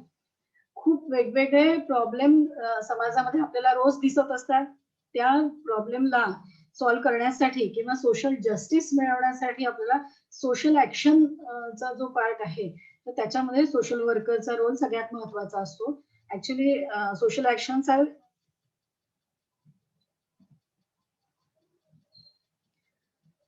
social actions are aimed at solving social problem through redistribution of power and resources. तर काही मुवमेंट्स आपल्याला माहिती आहेत, खूप वर्षांपासून आपण ऐकलेलं आहे. एक स्वदेशीची मुवमेंट माहिती आहे, सत्याग्रहाची मुवमेंट माहिती आहे, एक नामांतर आंदोलन माहिती आहे किंवा नर्मदा बचाव आंदोलन माहिती आहे, चिपको आंदोलन माहिती आहे. तर ह्या सगळ्या गोष्टी सोशल ऍक्शन मधून आलेल्या आहेत. निर्भया मुवमेंट रिसेंटली झालेला आहे. तर या सगळ्यामध्ये सोशल जस्टिस मिळवण्याकरता म्हणून दिलेला लढा, तर या सोशल ऍक्शन साठी सोशल वर्कर्स जास्त काम करू शकतात. तर वेगवेगळ्या पद्धतीने वेगवेगळ्या ठिकाणी सोशल वर्करचा रोल असू शकतो, पण बेसिक त्यांचं आहे प्रिव्हेन्शन, ट्रीटमेंट आणि रिहॅबिलिटेशन पार्ट मध्ये.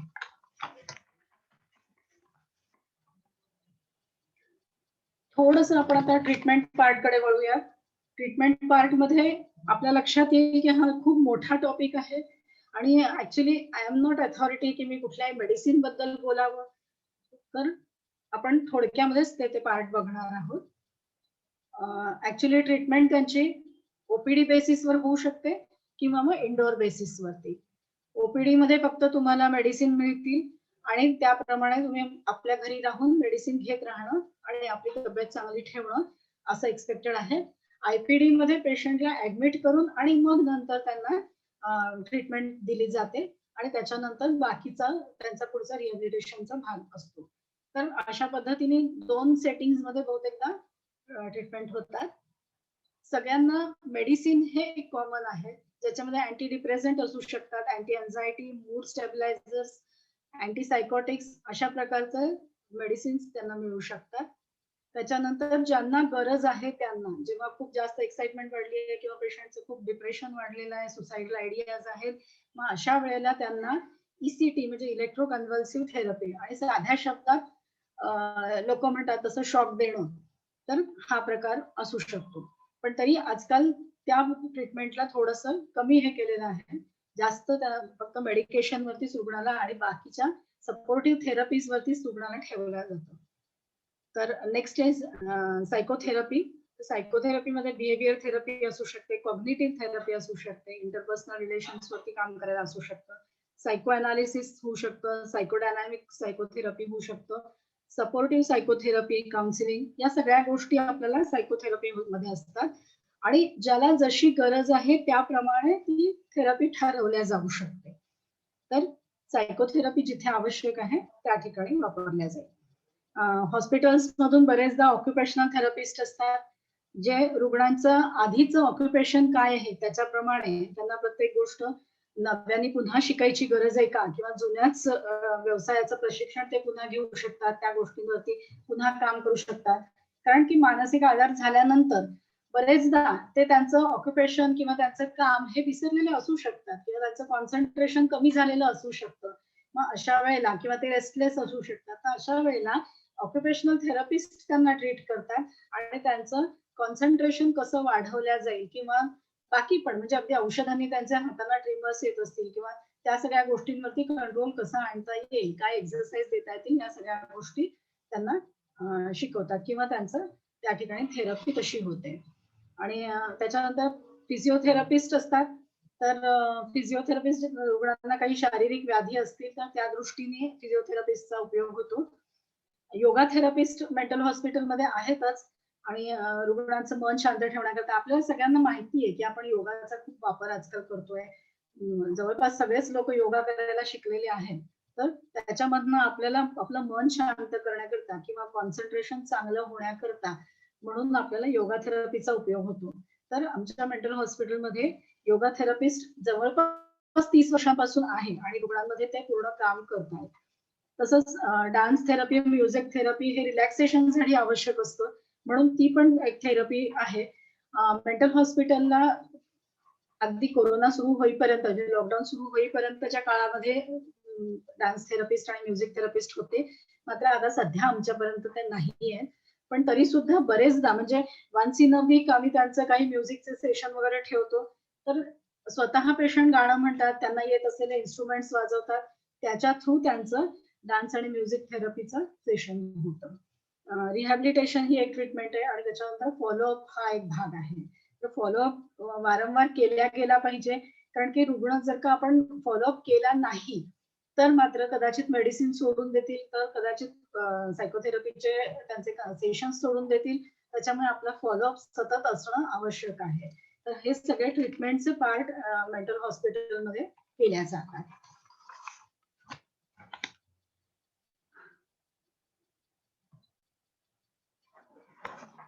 आता रिहॅबिलिटेशनची आपल्याला रिहॅबिलिटेशन कोणकोणत्या पद्धतीने होऊ शकते हे बघायचंय. तर ऍक्च्युली रुग्णाला त्याच्या पूर्वीच्या स्थितीतच परत आणण्याची ही क्रिया आहे, त्याला आपण रिहॅबिलिटेशन म्हणतो. म्हणजे खूप कमीत कमी वेळामध्ये आणि त्याचं मॅक्झिमम तो पहिल्या स्थितीवर आला पाहिजे हे सगळं त्याच्यामधनं पाहिलं जातं. तर मेडिकल रिहॅबिलिटेशन आहे की कुठल्या तरी आजारातनं तुम्ही उठता आहात, तो आजार पूर्णपणे जाणं आणि म्हणजे त्या दृष्टीने मेडिकेशन त्यांचं व्यवस्थित होणं, तर त्याला आपण मेडिकल रिहॅबिलिटेशन म्हणू शकतो. कधी कधी आमच्या रुग्णांमध्ये म्हणजे मेंटल हॉस्पिटलला बरेच काही रुग्ण असे येतात की जे त्यांच्या आजारामुळे, आता स्किझोफ्रेनिया झालाय, त्या आजारामुळे त्यांची कंडिशन अशी झाली असते की त्यांना स्वतःचं ब्रश करणं हे माहिती नसतं. आता हा ब्रश कसा करायचा, त्याला ब्रश करायला शिकवणं, त्याला ब्रश करायला मदत करणं, सांगणं, हे सायकॅट्रिक सिस्टर करतात किंवा वॉर्डचे अटेंडंट वगैरे हे लोक करतात. पण तरी सुद्धा ती क्रिया त्याला परत करता यायला पाहिजे म्हणून जो काय प्रयत्न केला जातो तर त्याला आपण रिहॅबिलिटेशनच म्हणू शकतो. म्हणजे फक्त सोशल रिहॅबिलिटेशन असतं असं नाहीये, तर उलट हे मेडिकल पद्धतीचं रिहॅबिलिटेशन आहे. त्याच्यामध्ये अगदी वॉर्डातली कुठलीही व्यक्ती त्याला मदत करू शकते आणि त्या क्रियेत त्याला परत आणता येतं. आंघोळ करायला विसरतो किंवा मी रोज आंघोळ केली पाहिजे हे लक्षात नसतं, तर अशा वेळेला त्यांना त्या फेज मध्ये परत आणणं म्हणजे त्यांचं मेडिकल पद्धतीने रिहॅबिलिटेशन. ऍक्च्युली रिहॅबिलिटेशन ही एक कंटिन्युअस प्रोसेस आहे. म्हणजे आज आता औषध संपलं, ट्रीटमेंट पार्ट संपला आणि आता इथून पुढे रिहॅबिलिटेशन पार्ट असं नाही. उलट ट्रीटमेंट आणि रिहॅबिलिटेशन या दोन्ही गोष्टी सायमल्टेनियसली चाललेल्या असतात. त्याच्याचमुळे म्हणजे अगदी पहिल्या दिवशी रुग्ण दाखल झाल्यापासून जसा तो ट्रीटमेंट रिसीव्ह करतो तसंच त्याचं रिहॅबिलिटेशनचा पण पार्ट सुरू झालेला असतो. त्याचे इंटरपर्सनल रिलेशन्स बरेचदा खराब झालेले असतात, कारण तो जेव्हा मेंटली डिस्टर्ब झालेला असतो तो कुठल्या पद्धतीने लोकांशी वागलेला आहे, कुठल्या पद्धतीने त्यांना कदाचित शिव्या दिलेल्या असतील, त्यांच्याशी वाईट वागलेला असेल, कदाचित त्यांना मारलं असेल. तर आज लोक म्हणजे अजूनही लोकांमध्ये हा समज आहे की मानसिक आजार त्याला काही नसतो, तो मुद्दाम असं वागतो. लोक येतात आमच्यापर्यंत तेव्हा आम्हाला सांगतात हा मुद्दाम असं वागतो, हा मुद्दाम आम्हाला शिव्या देतो, हा मुद्दाम घरात वाईट वागतो, कोणाशी चांगलं बोलत नाही. तर अशा प्रकारे त्यांचं ते एक फिलिंग असतं की हे मुद्दाम चाललंय. पण त्यांना आपल्याला हे सगळं समजावून सांगावं लागतं. त्याचे इंटरपर्सनल रिलेशन्स पुन्हा पूर्ववत जागेवर आणण्यासाठी सुद्धा मदत करावी लागते. त्याच्यानंतर त्याचं आपण सोशल रिहॅबिलिटेशन बघूया. खूपदा म्हणजे मानसिक आजार झाल्यानंतर तुम्ही बघू शकता की त्याला पुन्हा जेव्हा तो घरामध्ये परत जातो, जेव्हा सुट्टी झाल्यावर आमच्या इथून मेंटल हॉस्पिटलमधनं परत जातो, तर अशा वेळेला त्याचे नातेवाईक त्याला सरळ सांगतात की तू आता एका कोपऱ्यात बसून राहा, औषध देतो आणि तू जेवण देतो, तू फक्त झोपायचं काम कर. पण ऍक्च्युली त्याचं जी ही स्थिती बिघडलेली आहे, त्याचं जे समाजातलं स्थान बिघडलेलं आहे, ते गेलेलं आहे, त्याच्यावरती आपल्याला परत काम करण्याची गरज असते आणि त्यालाच आपण सोशल रिहॅबिलिटेशन म्हणूया. तर सोशल रिहॅबिलिटेशनच्या लागूनच तुमचं ऑक्युपेशनल रिहॅबिलिटेशन येईल, कदाचित तुमचं इकॉनॉमिकल रिहॅबिलिटेशन येईल, व्होकेशनल रिहॅबिलिटेशन येईल, या गोष्टी लागूनच येतील. कारण की तो समजा, आता एक उदाहरण घेऊया, की तो जर का काम करत असेल आणि त्या कामामधून त्याला मेंटल इलनेस झाल्यामुळे हॉस्पिटलाइज केल्या गेलेला आहे, तर अशा वेळेला पुन्हा तो जेव्हा कामावरती जातो त्यावेळेला त्याचे इंटरपर्सनल रिलेशन्स कसे आहेत ते बघणं आवश्यक आहे. कदाचित काही लोक त्याला मुद्दाम चिडवतील, त्याला मुद्दाम प्रोवोक करतील आणि मुद्दाम त्याला त्रास देतील, तर अशा वेळेला ह्या गोष्टी सुद्धा आपल्याला लोकांपर्यंत पोहोचून सांगाव्या लागणार आहेत. त्याच्यानंतर कदाचित लोक गैरफायदा घेतील, त्याच्याकडनं खूप जास्त काम करवून घेतील, असं पण होऊ शकतं. किंवा तो जे काही काम करतोय त्याचे त्याला पगार व्यवस्थित देणार नाही किंवा त्याचे पैसे त्याला पुरेसे देणार नाहीत. मग अशा परिस्थितीमध्ये तो पुन्हा पुन्हा डिस्टर्ब होऊ शकतो. म्हणून आपल्याला त्याचा गैरफायदा न घेता काम देण्यासाठी किंवा त्याचे पैसे पूर्ण मिळण्यासाठी या प्रत्येक गोष्टीसाठी आपल्याला तिथे वर्कआउट करावं लागणार आहे आणि त्याचं पुन्हा या ठिकाणी सोशल रिहॅबिलिटेशन व्यवस्थित झालं पाहिजे म्हणून बघावं लागणार आहे.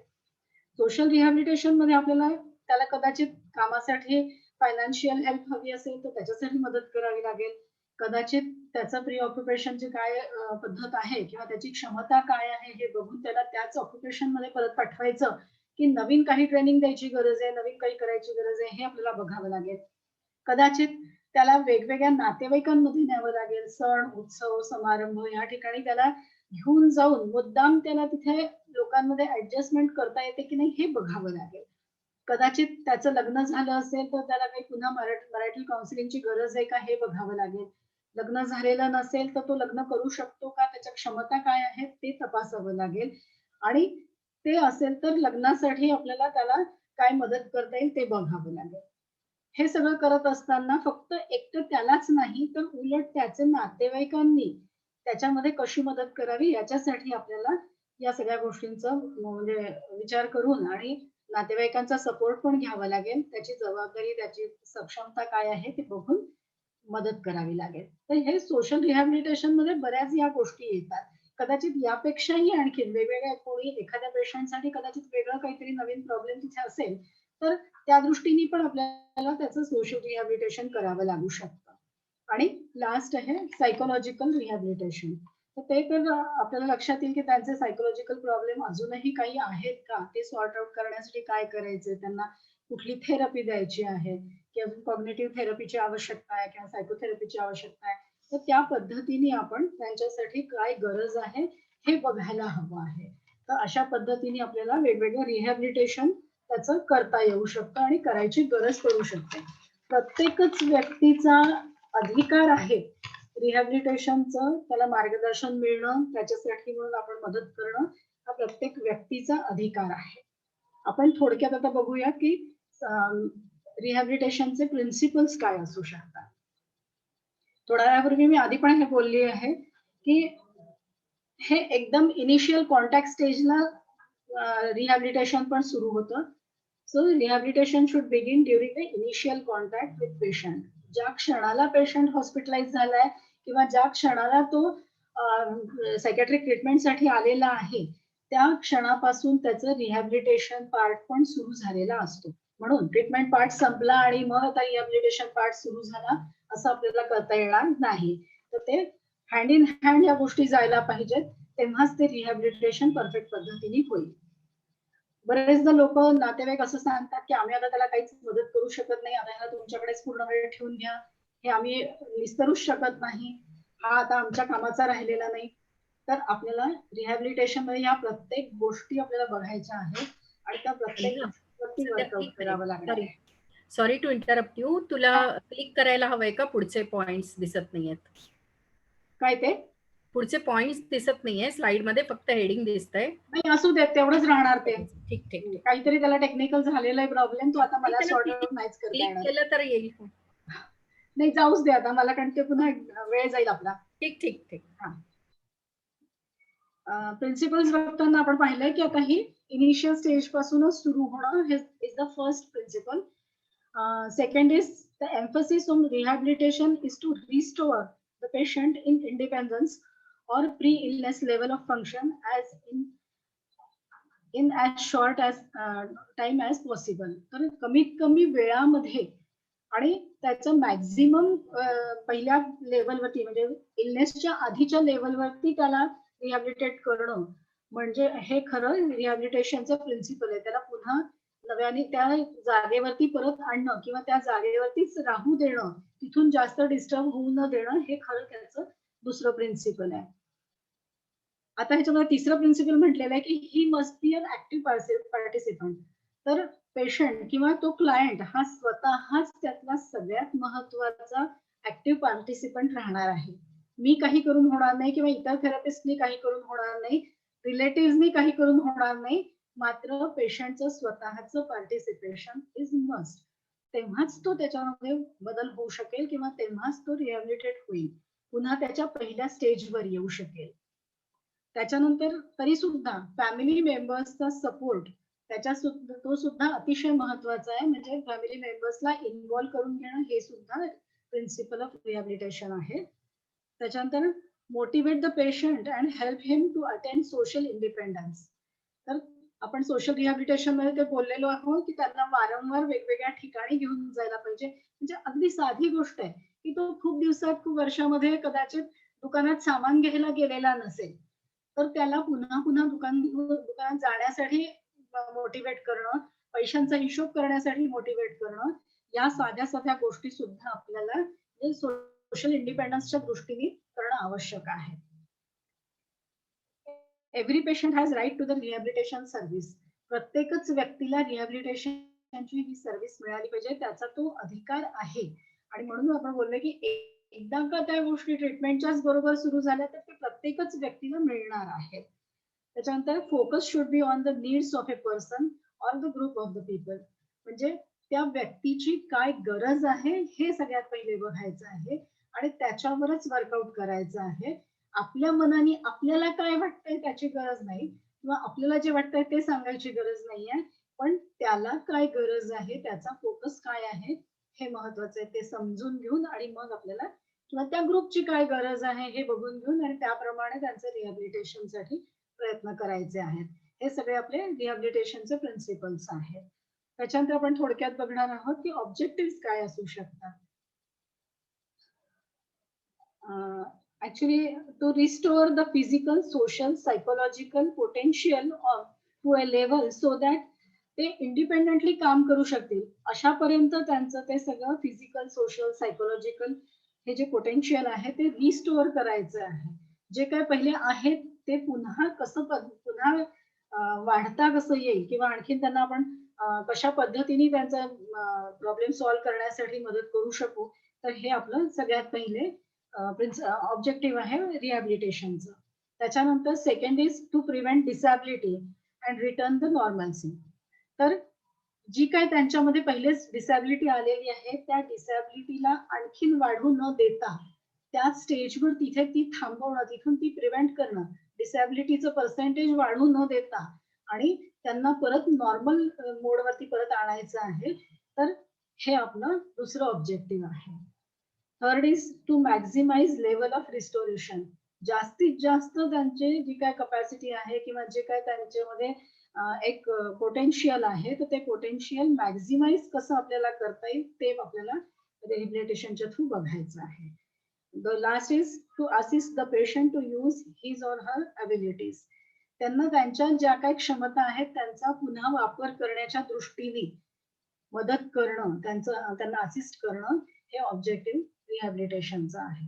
हे सगळं करत असतानाच त्यांना आपण मोटिवेट करत गेलो तर ते हे त्यांचे ऑब्जेक्टिव्ह आपले जे आहेत ते आपण योग्य तऱ्हेने त्यांच्यापर्यंत पोहोचवू शकतो आणि रुग्णाला त्यांच्या नॉर्मल लेव्हल पर्यंत रिहॅबिलिटेट करू शकतो. आणि पुन्हा बाकीच्यांच्या ज्या काही स्पर्धेमध्ये म्हणा किंवा ते ज्या लेव्हलवरनं थोडे मागे पडलेले आहेत तर त्यांना इतरांच्या लेव्हलमध्ये जाण्यासाठी त्या सगळ्या गोष्टींची मदत होऊ शकते. म्हणून आपल्याला हे सगळे ऑब्जेक्टिव्ह आहेत. त्यांचं काम त्यांनी स्वतःच करायचंय, आपण फक्त त्यांना गाईड करायचंय, ऍडवाइस द्यायचं आहे किंवा त्यांना सपोर्ट करायचं आहे. मात्र त्यांचं काम पूर्णपणे त्यांनी स्वतः केलं पाहिजे. या पद्धतीने आपल्याला त्यांना मदत करायची आहे. तर या पद्धतीने आपण मानसिक रुग्णांच्या दृष्टीने वेगवेगळ्या प्रकारे रिहॅबिलिटेशन करू शकतो, त्यांचं काउन्सिलिंग करू शकतो आणि अशा पद्धतीचा रोल हा आपल्याला सोशल वर्करचा त्या ठिकाणी दिसू शकतो. तर मी इथे थांबते आहे. कोणाला काही प्रश्न असतील तर आता ह्याच्या पुढे आपण बोलूया.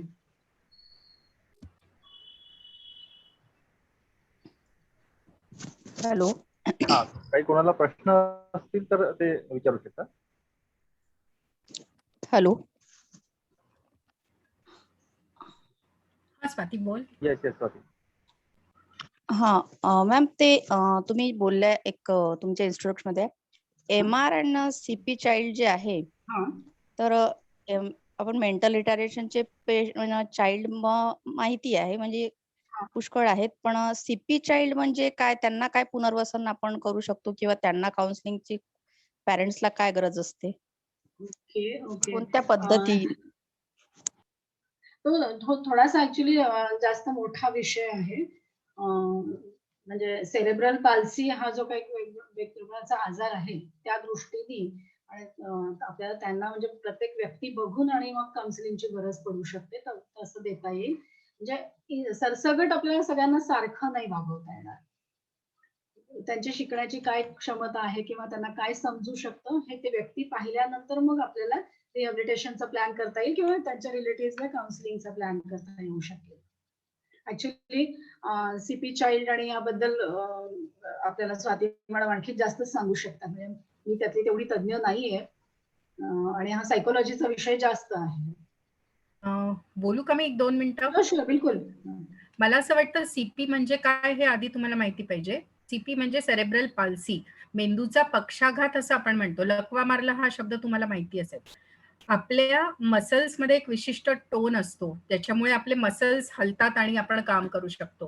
तर CP चिल्ड्रन जे असतात त्यांच्या मधले जे स्नायूंचा जो टोन असतो तो एक तर कमी असतो किंवा जास्त असतो, हायपर टोन किंवा हायपोटोन असं असू शकतात आणि ती एक फिजिकल डिसेबिलिटी पण असते. आता याच्यामध्ये वेगवेगळ्या कॅटेगरीज असतात. CP चिल्ड्रन हे फिजिकल डिसेबिलिटीमध्ये काहींचे दोन्ही पाय लुळे असतील, काहींचा एक हात एक पाय लुळा असेल, काहींचं पूर्ण म्हणजे मानेपासून खालचा पूर्ण भाग लुळा असू शकतो आणि यामध्ये त्यांना खूप सारे डिसेबिलिटीज म्हणजे पर्सन्स विथ डिसेबिलिटी सारखंच त्यांना स्पेशल अटेन्शन लागेल. आणि CP चिल्ड्रन यांची इंटेलेक्च्युअल कपॅसिटी पाहून आपल्याला त्यांच्याशी डील करावं लागतं. म्हणजे CP चिल्ड्रन हे मेंटली रिटार्डेड असतीलच असं नाही. अनेक CP चिल्ड्रन हे माहिती आहेत की जे अतिशय प्रगल्भ होते आणि मला तर शशिकला, तुला आठवत असेल संध्या, डॉक्टर शशिकला ज्या नागपूरमधल्या एक न्यूरोलॉजिस्ट होत्या, तर त्यांचा मुलगा CP चाइल्ड होता आणि त्यांनी त्याच्यासाठी काम केलं, तर तो आज इंजिनियर म्हणून काम करतोय. तर इतकं त्याच्यामध्ये पोटेन्शियल असतं. सो डिपेंडिंग, जसं संध्या मॅडम म्हणाल्या ते अगदी बरोबर आहे की इंडिव्हिज्युअल केसेस पाहून आपल्याला त्यांना मार्गदर्शन करावं लागतं. त्याचा IQ काय आहे, त्याची डिसेबिलिटीची सिव्हिरिटी काय आहे, त्याला केव्हा डायग्नोज केला गेला CP, कारण अर्ली डायग्नोसिस हे अतिशय महत्वाचं असतं.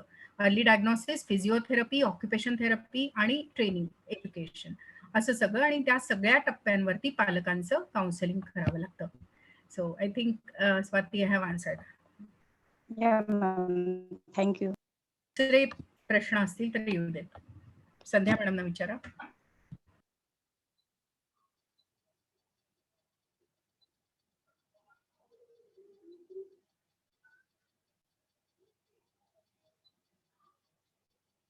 एनीवन, कोणाचा प्रश्न आहे?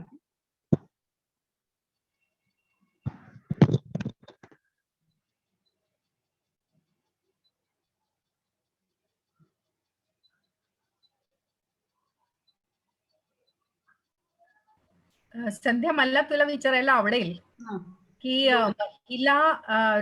महिला मानसिक रुग्ण आणि पुरुष मानसिक रुग्ण यांच्याकडे समाजाचा पाहण्याचा दृष्टिकोन मध्ये तुला काय बदल दिसतो किंवा काय फरक जाणवला? येस, हा तर खूपच म्हणजे खूप मोठा वास्ट विषय म्हणू शकतो किंवा मग ज्वलंत विषय असंही आपण म्हणू शकतो. आणि तुझा अनुभव खास करून आहे त्यात. मी मेंटल हॉस्पिटलमध्ये जवळपास म्हणजे 30 वर्षाची माझी आता सर्व्हिस झाली आहे. त्या 30 वर्षामध्ये 15 पेक्षा जास्त वर्ष मी फिमेल्स मध्येच राहिलेली आहे. एक्झॅक्टली. रादर मला एक वेगळा जिव्हाळा त्यांच्याबद्दल वाटतो. बरोबर. तर मला पाहण्यात हे आलेलं आहे की लोकांचं त्यांच्याकडे बघण्याचा दृष्टिकोन अजूनही तसाच आहे जो मी 30 वर्षांपूर्वी पाहिलेला आहे. म्हणजे फारसा त्याच्यात अजून बदल झालेला नाहीये. कदाचित काही काही प्रमाणामध्ये आता नवीन लोक दिसतील की ते थोडंफार ऍक्सेप्ट करतात, समजून घेतात. पण तरी सुद्धा मेल आणि फिमेल ह्याच्यामध्ये जेव्हा आपण फरक करतो तर त्यावेळेला असं लक्षात येतं की फिमेल्सला डावलणारे लोक खूप आहेत. त्यांच्या रिहॅबिलिटेशनसाठी प्रयत्न करायची तयारी नसणारे लोक खूप आहेत. पण तेच एखादा जर मेल पेशंट असेल तर त्याची बायको किंवा त्याची आई त्याच्यासाठी खूप काही करायला तयार असते की हा हा माझ्या घरातला महत्वाचा व्यक्ती आहे आणि त्यांनी चांगलं होऊन घरी परत येणं हे आवश्यक आहे. तर मी त्याच्यासाठी काय काय करू शकते हे विचारणाऱ्या बायका बऱ्याच मिळते. पण माझ्या बायकोसाठी मी काय करू किंवा माझी मुलगी अशी आहे तिच्यासाठी काय करू किंवा माझी आई अशी आहे तर मी काय करू हे विचारणारे खूप कमी लोक आहेत. कधी कधी मी असं सुद्धा पाहिलेलं आहे म्हणजे एक डिमेन्शियाची पेशंट आणि तिच्यात बरेचसे सायकॅट्रिक सिम्पटम्स आले तर ती घरी खूप त्रास द्यायची. छोट्या गावातले लोक होते ते. ती घरी खूप त्रास द्यायची तर तिच्या मुलांनी खूप म्हातारी होती वयाने म्हणजे अबाव 70 पण तिच्या मुलांनी तिला प्रचंड मारहाण केली. का तर ती असा त्रास देते म्हणून आणि घरात नीट राहत नाही म्हणून. पण तेच तिला ट्रीटमेंटसाठी घेऊन यावं हे माहिती नव्हतं किंवा हे माहित करून घेतलं नाही. आणि मग जेव्हा माहिती झालं तर तेव्हा ते इतकं सगळं मारपीट झाल्यानंतर ती चांगली होत नाही म्हणून मग नंतर कोणीतरी सांगितलं म्हणून मग त्यांनी मेंटल हॉस्पिटलला आणून ऍडमिट केलं. तर सांगायचं हे की मारपिटीने पेशंट चांगला होणार नसतो. पण तिच्यासाठी खर्च करायची सुद्धा नातेवाईकांची तयारी नसते. काही वेळेला ते म्हणतात की मी इतकी वर्ष झाले आम्ही ट्रीटमेंट करतोय, डॉक्टरना दाखवतोय, पण आता पुरे झालं, आता आम्ही नाही करणार. का तर तिच्यासाठी म्हणजे एक ती आहे म्हणून. तो असता तर कदाचित थोडा खर्च वाढला असता तरी केला असता, पण ती आहे म्हणून तो खर्च ते टाळतात आणि तिला लिटरली बिना औषधांचं तसंच पडू देत अशा पद्धतीने आजही वागवणारे लोक आहेत. दुसरं असं की पहिल्यांदा शक्यतोवर म्हणजे डॉक्टरांचा खर्च करण्यापेक्षा पहिले काय तर मग कुठल्या तरी एका बाबाकडे नेऊ दे, दर्ग्यावर नेऊ दे, हे बायकांच्या बाबतीत पण खूपदा होतं. पण बायका उलट विचार करतात की एकदा डॉक्टरला तर दाखवून बघू दे, तो चांगला झाला तर बरंच आहे. तर अशा पद्धतीने हा एकदमच फरक बरेचदा केला जातो. त्यातही नुसतंच जर स्त्रियांचा विचार केला, नुसतंच जर बायकांचा विचार केला तर बरेचदा सुनांसाठी करणारे नसतात, आपल्या मुलींसाठी करणारे असतात. म्हणजे हा एक फरक आहे. अगदी. की आपली कोण आहे त्याच्यावरती त्या ट्रीटमेंटचं पॅटर्न अवलंबून असतं आणि त्याच्यासाठी आपण काय करायचं हे बघितलं जातं. तेच जर सून असेल तर कदाचित तिला माहेरी पाठवून देऊन प्रॉब्लेम सॉल्व्ह करून टाकू अशासारखं वागणारे लोक आहेत. आणि ती माहेरी गेल्यानंतर 2-3 महिन्यातच का होईना मी दुसरं लग्न करून मोकळा होतो असं म्हणणारे पुरुष पण खूप आहेत. हे आजतागायत ह्या गोष्टी चालूच आहेत. प्रमाण थोडंफार आणखी कमी कमी होत असेल पण ते खूप कमी अगदी म्हणजे सुरुवातीला 100% लोक असे असतील तर आता ते 98 वर आले असतील. इतकंच हे प्रमाण भरपूर आहे पण तरी लोक हळूहळू बदलत आहेत. वेळ लागेल अजून या सगळ्यांना. प्रश्न विचारायचे आहेत का? लवकर लवकर विचारा नाही तर माझे पुढचे खूप प्रश्न आहेत. प्रश्न नाही विचारायचं संध्या मॅडमला, फक्त एक शेअरिंग की अनेक वर्षापासून आम्ही मेंटल हॉस्पिटलला मिस करतोय अनेक कारणाने. अगदी ऍडमिनिस्ट्रेटिव्ह रिझन्स आहेत आणि मला वाटतं ह्या निमित्ताने काही का असे ना थोडंफार, कारण की अनेक मुलं आज जवळपास अर्ध कॉलेज फेसबुकवर आहे, तर त्या निमित्ताने एक मेंटल हॉस्पिटल त्याच्या कामाची प्रक्रिया ही समजायला मुलांना सोयीची झाली. मॅडम एक मुद्दा असा आहे की आपण तर एजन्सी व्हिजिट नाही घेऊ शकत आणि आता आम्ही असं झालंय की ऑनलाईनच सगळ्या व्हिजिट्स करत होतो ह्या निमित्ताने, कारण की करोनाच्या याच्यामध्ये कोण म्हणजे मुलांना आणि एजन्सीला पण ते शक्य नव्हतं. एक बेसिक मुद्दा असतो की रिजनल मेंटल हॉस्पिटलला जी ऍडमिशनची जी प्रोसेस आहे, कारण की ही जी मुलं आहेत आपल्याकडे जवळपास विदर्भ आणि महाराष्ट्राच्या बाहेरची पण मुलं आहेत, तर त्या निमित्ताने हे ऍडमिशन आणि साधारणतः MP आणि छत्तीसगड इकडचं पण प्रमाण खूप मोठ्या प्रमाणात आहे. ती ऍडमिशनची जी प्रोसेस आहे ती थोडी तुम्ही सांगू शकलात तर मला वाटतं मुलांसाठी एक वेगळी इन्साइट होईल. बाकी तर ते तेवढं समजू शकतील आणि सगळं वेबसाईटवर अवेलेबल पण आहे. बोलते मी सांगते त्याबद्दल, पण मला आधी म्हणजे खूप वर्षांपासून आता स्वातीलाही माहितीये त्यांनी पण कितीदा तरी बॅचेस आणण्यासाठी वगैरे प्रयत्न केलेत. तुम्ही जसं मिस करता ना तसं स्टुडंट्सला आम्ही पण मिस करतो. बरोबर आहे. कारण जेव्हा म्हणजे आमच्या समोर स्टुडंट्स असतात ना तेव्हा आम्हाला काहीतरी सांगायला एक वेगळा हुरूप येतो. बरेचदा आमचे कामं करवून घेण्यासाठी सुद्धा आम्हाला स्टुडंट्सची मदत होते आणि ते खूप मस्ट आहे. किंवा दुसरं म्हणजे की नवीन जनरेशनला ह्या सगळ्या गोष्टी माहीत होत राहणं याच्यासाठी सुद्धा स्टुडंट्सची व्हिजिट होणं हे मला खूप म्हणजे आवडतं किंवा मला पाहिजे. गरजेचं आहे. पण जे काय आता जुन्या काळात जे काय घडलेलं आहे तर त्याच्यामुळे अजून म्हणजे परमिशन्स मिळत नाहीयेत आणि नेमके बाकी म्हणजे नर्सिंग स्टुडंट्सला परमिशन मिळते पण सोशल वर्क स्टुडंट्सला मिळत नाही. मी असं ऐकलं की सायकोलॉजीची बॅच सुरू झालेली आहे. सायकोलॉजीच्या मुलांना माहितीये का? ऍक्च्युली त्यांनी म्हणजे फील्ड वर्क एक्सपिरियन्स सारखं वगैरे परमिशन घेतलेली आहे. त्यांना मिळते आहे पण सोशल वर्क स्टुडंट्सला लवकर मिळत नाही. तर म्हणजे ही गोष्ट मला स्वतःला पण खूप पर्सनली खटकते. कारण मला असं वाटतं की स्टुडंट्स पर्यंत या सगळ्या गोष्टी पोहोचतील तेव्हाच ते बाकी समाजात पोहोचायला सोपं होईल. तर एनिवे जे चाललं आहे मला असं वाटतं की एकदम तुम्ही पण खूप प्रयत्न केलेच आहेत. परत नव्याने आणखी काही करता येत असेल तर बघूया. माहितीच्या अधिकारात जर का विचारलं की का असं होतंय ते एकदा व्हायला पाहिजे. कारण कोणीतरी सांगितलं की सोशल वर्कच्या स्टुडंटनी काहीतरी असं चूक केलं आणि त्या चुकीमुळे आता त्यांची परमिशन देणं बंद झालं. नाही मला काही हे आपल्याला काहीच माहिती नाही. त्या काळात मी स्वतः पण इथे नागपुरात नव्हती त्याच्यामुळे मला कल्पनाच नाहीये की एक्झॅक्टली त्या ठिकाणी काय घडलंय. बरोबर. कोण सांगणार. तर माहितीच्या अधिकारात जर कदाचित आपल्याला एवढं सगळं मिळालं पाहूया प्रयत्न करून पुढच्या पासून सुरू होईल कदाचित नेक्स्ट इयर पासून कोणाला तरी मिळेल परमिशन. सांगायचं हे की आतापर्यंत ऍडमिशनची प्रोसिजर खूप वेगळी होती. म्हणजे जुना जो मानसिक आजाराचा कायदा होता मेंटल हेल्थ ऍक्ट 1987 त्याच्यापासून जे चाललेलं होतं ते आतापर्यंत तोच ऍक्ट वापरला जात होता. पण आता मेंटल हेल्थ केअर ऍक्ट आला आहे आणि 2017 पासून तो लागू करण्यात आलेला आहे. अर्थात त्याचं इम्प्लिमेंटेशन व्हायला भरपूर वेळ गेला. आता कुठे त्या सगळ्या गोष्टी 2020 आणि 21 मध्ये इम्प्लिमेंट व्हायला लागल्या. तर त्याच्यानुसार ऍडमिशन फार कठीण राहिलेली नाही आहे. असं म्हणावं तर फक्त सायकॅट्रिस्टनी रेकमेंड करायची गरज आहे. 2 सायकॅट्रिस्टनी जर सही केली तर तो पेशंट ऍडमिट करता येऊ शकतो. अर्थात एक सायकॅट्रिस्ट तुम्हाला बाहेरचा लागणार आहे आणि एक सायकॅट्रिस्ट फक्त मेंटल हॉस्पिटलचा असावा लागणार आहे. तर अशा पद्धतीने त्यांनी रिकमेंड केलं तर जे काही फॉर्मॅट आहे ते फॉर्मॅट भरून आणि पेशंट ऍडमिट होऊ शकतो. पण सगळ्यात महत्वाचं आता यावेळेला असं झालेलं आहे की तुम्हाला पेशंटला फक्त 1च महिना ठेवता येणार आहे. त्याच्यावर नाही. म्हणजे पहिले लोक काय करायचे की एकदा हॉस्पिटलमध्ये आणून टाकलं की ते मोकळे. मग लाईफ लॉंग पेशंट तिथे राहून जायचं किंवा वारंवार घरी ने-आण करता यायची. आता ती प्रोसिजर जरा त्यांनी बदलली आहे आणि त्याच्या बदल्यामध्ये मॅक्झिमम जबाबदारी जी काही रिस्पॉन्सिबिलिटी जी आहे ती पेशंटच्या रिलेटिव्हला दिलेली आहे की त्यांनी पेशंटचा सांभाळ करणं आवश्यक आहे. जे आतापर्यंत आम्ही करत राहिलो आणि पेशंट म्हणून वर्षानुवर्ष तिथे डंप होऊन राहिले तर ते आता या कायद्यानुसार बदलले आणि आता ही जबाबदारी कम्युनिटीची आणि रिलेटिव्हची जास्त झाली आहे. म्हणजे पेशंटला तुम्ही घरातच ठेवायचंय, त्याला कम्युनिटीमध्येच रिहॅबिलिटेट करायचंय. उलट तुमच्या कम्युनिटी पर्यंत आम्ही मेडिकेशन आणून देऊ. हा भाग आता आमच्यामध्ये आलेला आहे. किंवा तिथे कम्युनिटी मेंटल हेल्थ सेंटर एक उघडल्या जाईल आणि तिथे तुमचं मेडिकेशन मिळेल. हा आता नवीन क्लॉज त्याच्यामध्ये आलेला आहे.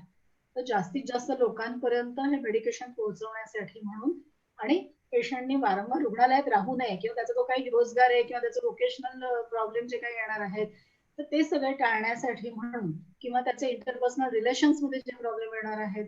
एकदा पेशंट तिथे राहून गेला की नवरा इकडे दुसरं लग्न करतो तर असा प्रकार घडू नये म्हणून ती घरातच असणं आणि तिने त्या घरातल्या तिथे राहत असतानाच औषधं घेत राहणं ह्याच्यासाठी आता जास्त भर दिला गेलेला आहे. तर ऍडमिशनची प्रोसिजर म्हणजे आता खूप अशी क्लिष्ट म्हणून राहिलेली नाहीये. आधीच्या वेळेला तर बऱ्याच काही गोष्टी होत्या. मग आता उगाच ते सांगून मी कन्फ्युजन म्हणजे तयार होईल तर मी टाळते. पण म्हणत असाल तर मी आधीच्याही प्रोसिजर सांगू शकते.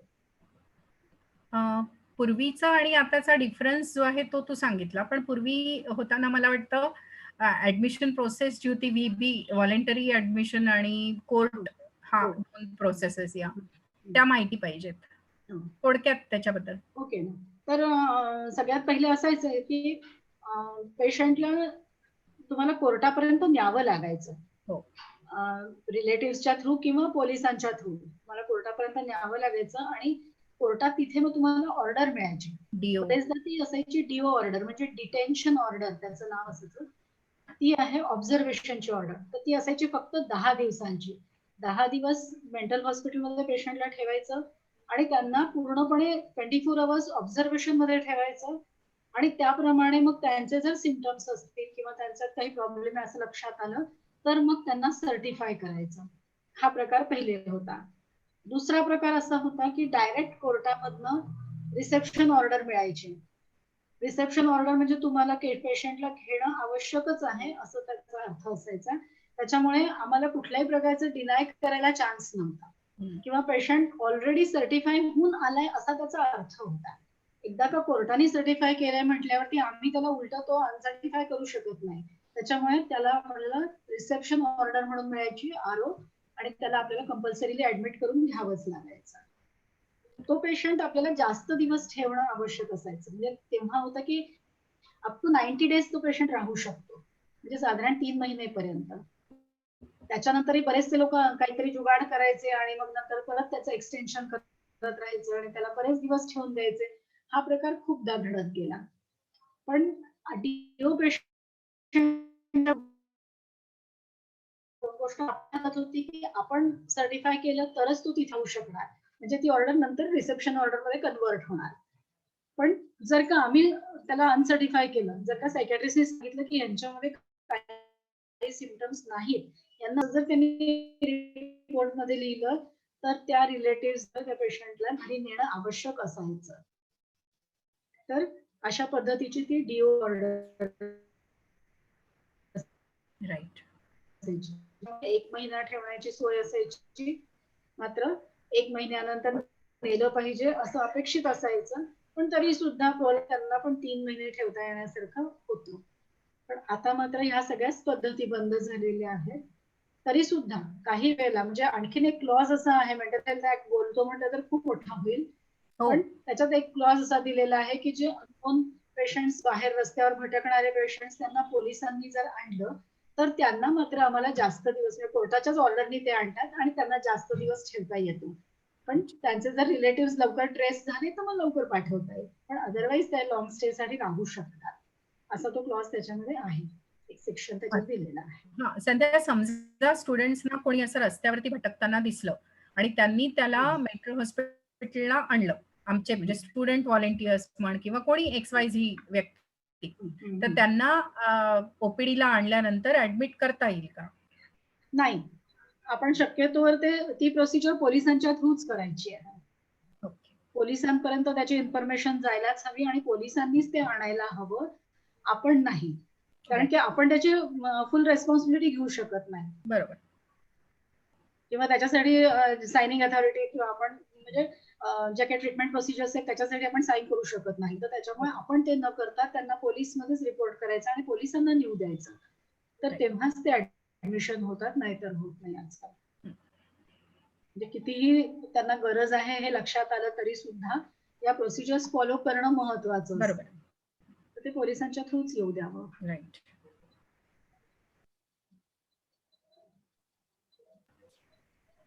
एनीवन, कोणाला काही क्वेश्चन्स आहेत का? जर नसतील तर आपण पुढच्या प्रोसिडिंग करूया. मला वाटते सुंदर आणि सोप्या शब्दामध्ये मॅडमनी इन्फॉर्मेशन दिलेली आहे. त्यामुळे बरोबर लोकांचे प्रश्न जे आहेत. फेसबुकवर पण काही प्रश्न असू शकतात. ओके. फेसबुक पाहून कळेल ते.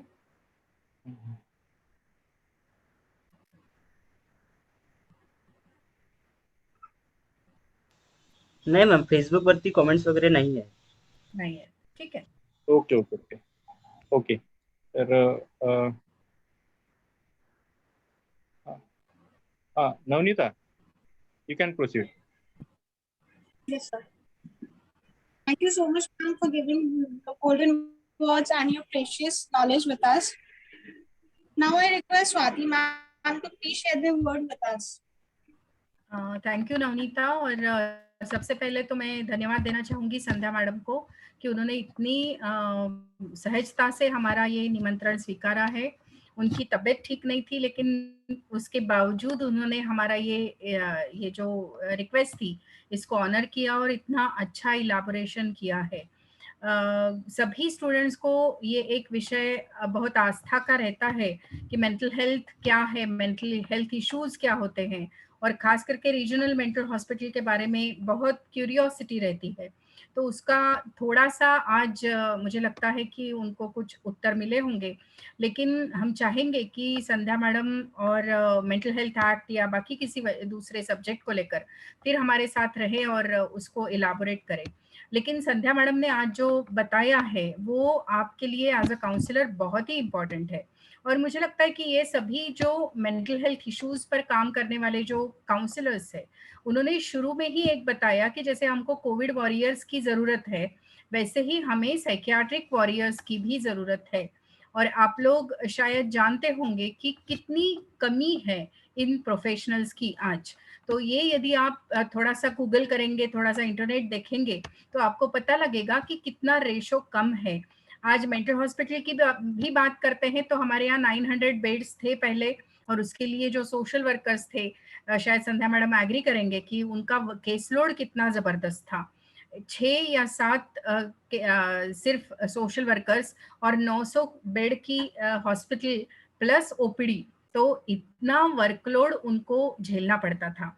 तो अभी हम कह सकते हैं कि बिकॉज ऑफ कॉमन जो थोड़ा सा और लोगों में ये शब्द गया है या मेंटल हेल्थ इश्यूज के ऊपर ध्यान लोगों ने देना शुरू किया, और जैसे जैसे क्लिनिक्स और प्राइवेट हॉस्पिटल्स की निर्मित हुई है, तो उससे शायद ये थोड़ा सा पिक्चर बदला है। लेकिन नागपुर में आप देखेंगे कि हर साइकियाट्रिस्ट के पास ढेरों पेशेंट्स है, लेकिन मैं अनफॉर्चुनेटली अभी हमारे साथ कोई साइकियाट्रिस्ट नहीं है, इसलिए धाड़स के साथ कह सकती हूँ कि हमारे यहाँ गलत फहमियाँ हैं कि साइकियाट्रिस्ट आर द काउंसलर्स। ये गलत फहमियाँ है, इसको दूर करने के लिए हमें काम करना पड़ेगा। Psychiatrists are basically MBBS doctors and specialized in MD medicine in psychiatry, और उनका अप्रोच ये रहता है ज्यादातर कि हम साइकियाट्रिक मेडिसिन से साइकियाट्रिक इलनेस को ट्रीट करें। काफी ऐसे इलनेसेस है जिसमें मेडिसिन काम करता ही है, सवाल ही नहीं आता। वहां पे शॉक ट्रीटमेंट भी जरूरी होती है और उसका मॉनिटरिंग जरूरी है। उनके शरीर पर, उनके फिजिक पर उसका क्या परिणाम होता है मेंटल इलनेसेस का, वो देखना जरूरी होता है। लेकिन जब काउंसलिंग की बात आती है तो ये एक मिथ है कि साइकियाट्रिस्ट आर गुड काउंसलर्स। तो हमें काउंसलर्स जो साइकियाट्री की तरफ गंभीरता से देखें। एक पेशेंट, हम लोग थोड़ा सा स्टैटिस्टिक्स देख लेते हैं कि एक मान लीजिए साइकियाट्रिस्ट है जिसके तरफ 80 पेशेंट्स आते हैं दिन में, 80 पेशेंट्स आर देयर, हाँ, उसके ओपीडी में आते हैं, तो उनको एक पेशेंट के लिए 6 घंटे यदि वो ओपीडी में अपने रहते हैं तो एक पेशेंट के लिए कितना समय मिलता होगा? हार्डली 10 मिनट का उनको समय मिलता है, 10 या 15 मिनट का अवसर मिलता है। अब इसमें नए पेशेंट्स है, इसमें पुराने पेशेंट्स है, और इन सभी का पूरा एनालिसिस करना, इन सभी का जो चेंज आया है मेडिसिन के द्वारा या उनके जो साइकोलॉजिकल, अभी आपने देखा कि रिहैबिलिटेशन कितनी लंबी प्रोसेस है और उसके कितने सारे डायमेंशंस है ना? हाँ, एक मिनिट, हाँ बोल ना। हे पण सांगता येईल की साधारणपणे एका सायकियाट्रिस्टला एका दिवसाला 400 पेशंट बघायचे असतात, ते पण त्या ठराविक वेळामध्ये. 9 वाजता ओपीडी सुरू केली, 12-1 पर्यंत 400 पेशंट, म्हणजे साधारण तासाला 100 पेशंट संपवायचे. एग्जैक्टली, तो वही कह रही हूँ कि क्या रेशो है उनका पेशेंट्स को देखने का। तो इसमें हम जान सकते हैं कि कितने ओवरवर्क्ड वो हो सकते हैं और क्या ये जस्टिस कर पाएंगे, उनकी जो पेशेंट्स की जो नीड्स है उसको वो केटर नहीं कर पाते हैं। तो इसके लिए सप्लीमेंट नहीं, मैं तो कहूँगी मेजर रोल होता है सोशल वर्कर्स का, जो ओपीडी से शुरू होता है, उनकी हिस्ट्री लेना है, केस हिस्ट्री लेना है, उनके जो बाकी डिटेल्स है वो सभी उनको लेना है, और उस पर काउंसलिंग उनको जो देना है वो भी बहुत इंपॉर्टेंट है। यहाँ तक बातें आती है कि प्रिस्क्रिप्शन भी पढ़ा नहीं जा सकता, प्रिस्क्रिप्शन का मीनिंग नहीं समझता, प्रिस्क्रिप्शन कैसे इम्प्लीमेंट करें, उसमें क्या लिखा है, क्यों लिखा है। संध्या मैडम को ये बहुत अच्छे से पता है क्योंकि वो काम करती है वहां पे जहां पर इतना वर्कलोड है। और ओपीडी में कितना रश होता है। आप सुबह, आप सभी को मैं रिक्वेस्ट करूंगी कि please visit OPD of mental hospital at least once. आप जाके खुद देख के आइए, उस पे तो कोई पाबंदी नहीं है, आप जाके देख के आ सकते हैं कि वहाँ पे कितना लोड होता है और कितने वैरायटी ऑफ मेंटल इलनेसेस उनकी तरफ आते हैं। अब इन सभी मेंटल इलनेसेस को जो प्रिंसिपल संध्या मैडम ने बताया कि हर इंडिविजुअल इज डिफरेंट, हर एक की जो काउंसलिंग की जरूरतें हैं वो अलग है, और ये जानकर काउंसलिंग कहाँ पर होता है और हो सकता है इसके बारे में आप गंभीरता से सोचे। तो आपको संध्या मैडम का जो ओपनिंग स्टेटमेंट था कि हमको आज मेंटल साइकियाट्रिक वॉरियर्स की जरूरत है, साइकियाट्रिक पेशेंट्स के साथ काम करने वाले एक बहुत बड़ी एक केडर की जरूरत है, जिसमें सोशल वर्कर्स है, साइकोलॉजिस्ट है और बाकी भी वर्कर्स, टीम है आपके साथ रहेगी। तो ये टीम के साथ आपको काम करना होगा। ये मुझे लगता है कि हमारे स्टूडेंट्स के लिए एक बहुत ही जिसको वास्ट ऐसा ओशन जिसको हम कह सकते हैं, ऐसा एरिया है जिसमें आप प्राइवेटली काम कर सकते हैं। आप यदि काउंसलर केस वर्कर करके काम करना चाहेंगे तो आप जरूर अपने को क्वालिफाई करो, और आप काउंसलर करके यदि काम करेंगे तो आज दुनिया को जरूरत है। और नागपुर में कितने पेशेंट्स होंगे? 3% ऑफ द पॉपुलेशन, इतना आप कंसिडर कर लो, यानी कितनी पॉपुलेशन है नागपुर की, उसके 3% लोग, ये तो हम कहेंगे सीवियर मेंटल इल है। लेकिन इसके अलावा बहुत ऐसी नॉर्मल दिखने वाले लोग भी हैं जिनको काउंसलिंग की नीड्स है, साइकियाट्रिक काउंसलिंग की नीड्स है, यानी जिसको हम डिप्रेशन के एक ज्याला गुळगुळीत म्हणतो ना आपण शब्द, अशा शब्दांनी जाणतो डिप्रेशन हुआ है उसको, हालांकि हुआ रहता है और कुछ, उसको ओसीडी हो सकता है, उसको स्किज़ोफ्रेनिया हो सकता है, लेकिन कहा जाता है उसको डिप्रेशन है।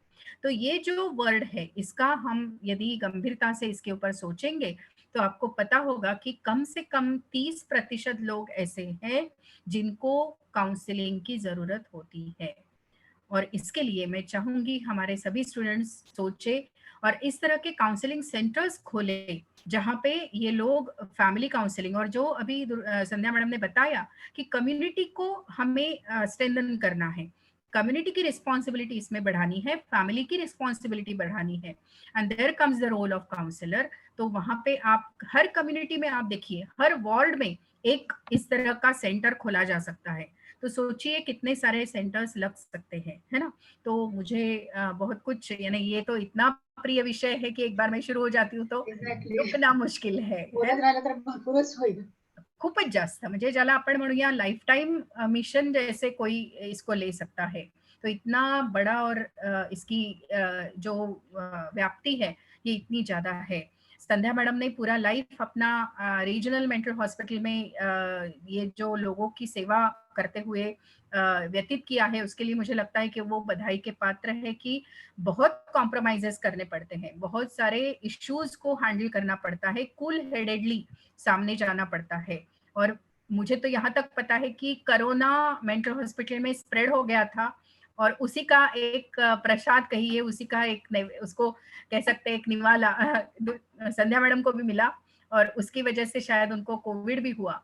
तो लेकिन फिर भी उन्होंने अपना काम निरंतर शुरू रखा है। So I congratulate you Sandhya, I take this opportunity to appreciate you कि बहुत अच्छा आपका काम है। और इस तरह के सोशल वर्कर्स यदि हमारे कम्युनिटी में हैं तो हमें कोई डरने की बात नहीं। We can cater to the needs of mentally ill patients. और मेंटल हेल्थ प्रिवेंटिव एस्पेक्ट पे भी हम काम कर सकते हैं, उसके बारे में सोचेंगे। That is another session, mental health क्या है और उसको कैसे प्रिवेंट, हमको इलनेस को कैसे प्रिवेंट करना, ये एक अलग अपने आप में बात हो सकती है। But I thank you once again Sandhya for wonderful talk regarding very sensitive area कि हम किस तरह से काउंसलिंग नीड्स को कैटर कर सकते हैं।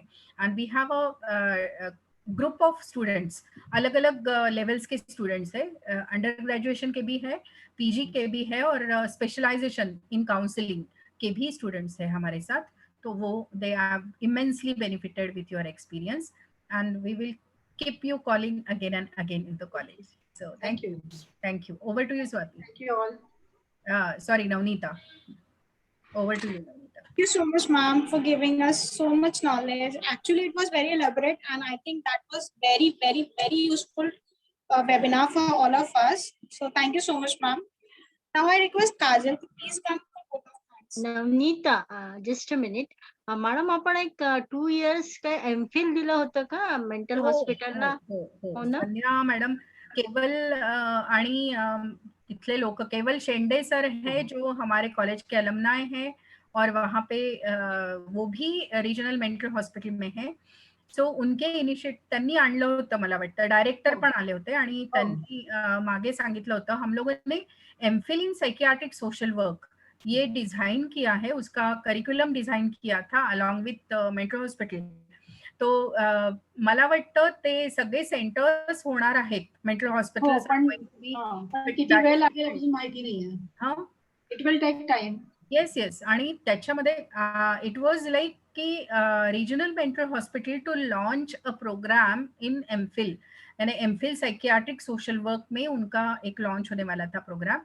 तो उसका करिकुलम डिजाइन किया था हम लोगों ने. So that is there, but we will think of developing certain another course just for psychiatric social work. We can think of it. Yes, Navneeta. Thank you, ma'am. I request Kajal Kamble to please come for give vote of thanks.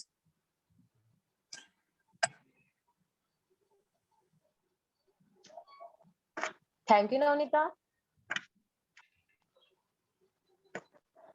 मैं Kajal Kamde MSW 4 same की छात्रा.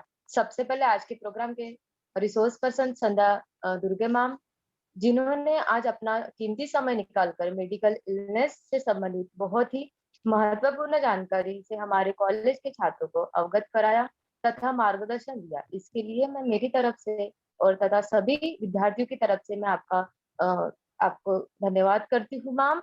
और साथ में महाविद्यालय के प्राचार्य doctor Dharmadhikari ma'am तो मैं धन्यवाद करती हूँ.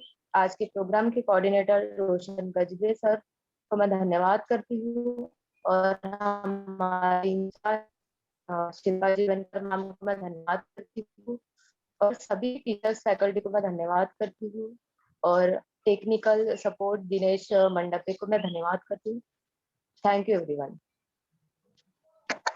एक खुशी की बात देनी है. आज के जो कार्यक्रम के कन्वीनर है रोशन गजबे सर, आज उनका बर्थडे है. तो ऐसे तो हमें करने के लिए नहीं मिलता है, तो हम लोग पूरी एक प्रोग्राम के माध्यम से सर को विश करते हैं. और मुझे पता नहीं था कि सर का आज बर्थडे है, लेकिन एक ऐसी अपॉर्चुनिटी हमें इस कार्यक्रम के दौरान मिली है. क्या हम सभी वीडियो ऑन कर सकते हैं और सर को एक साथ विश कर सकते हैं?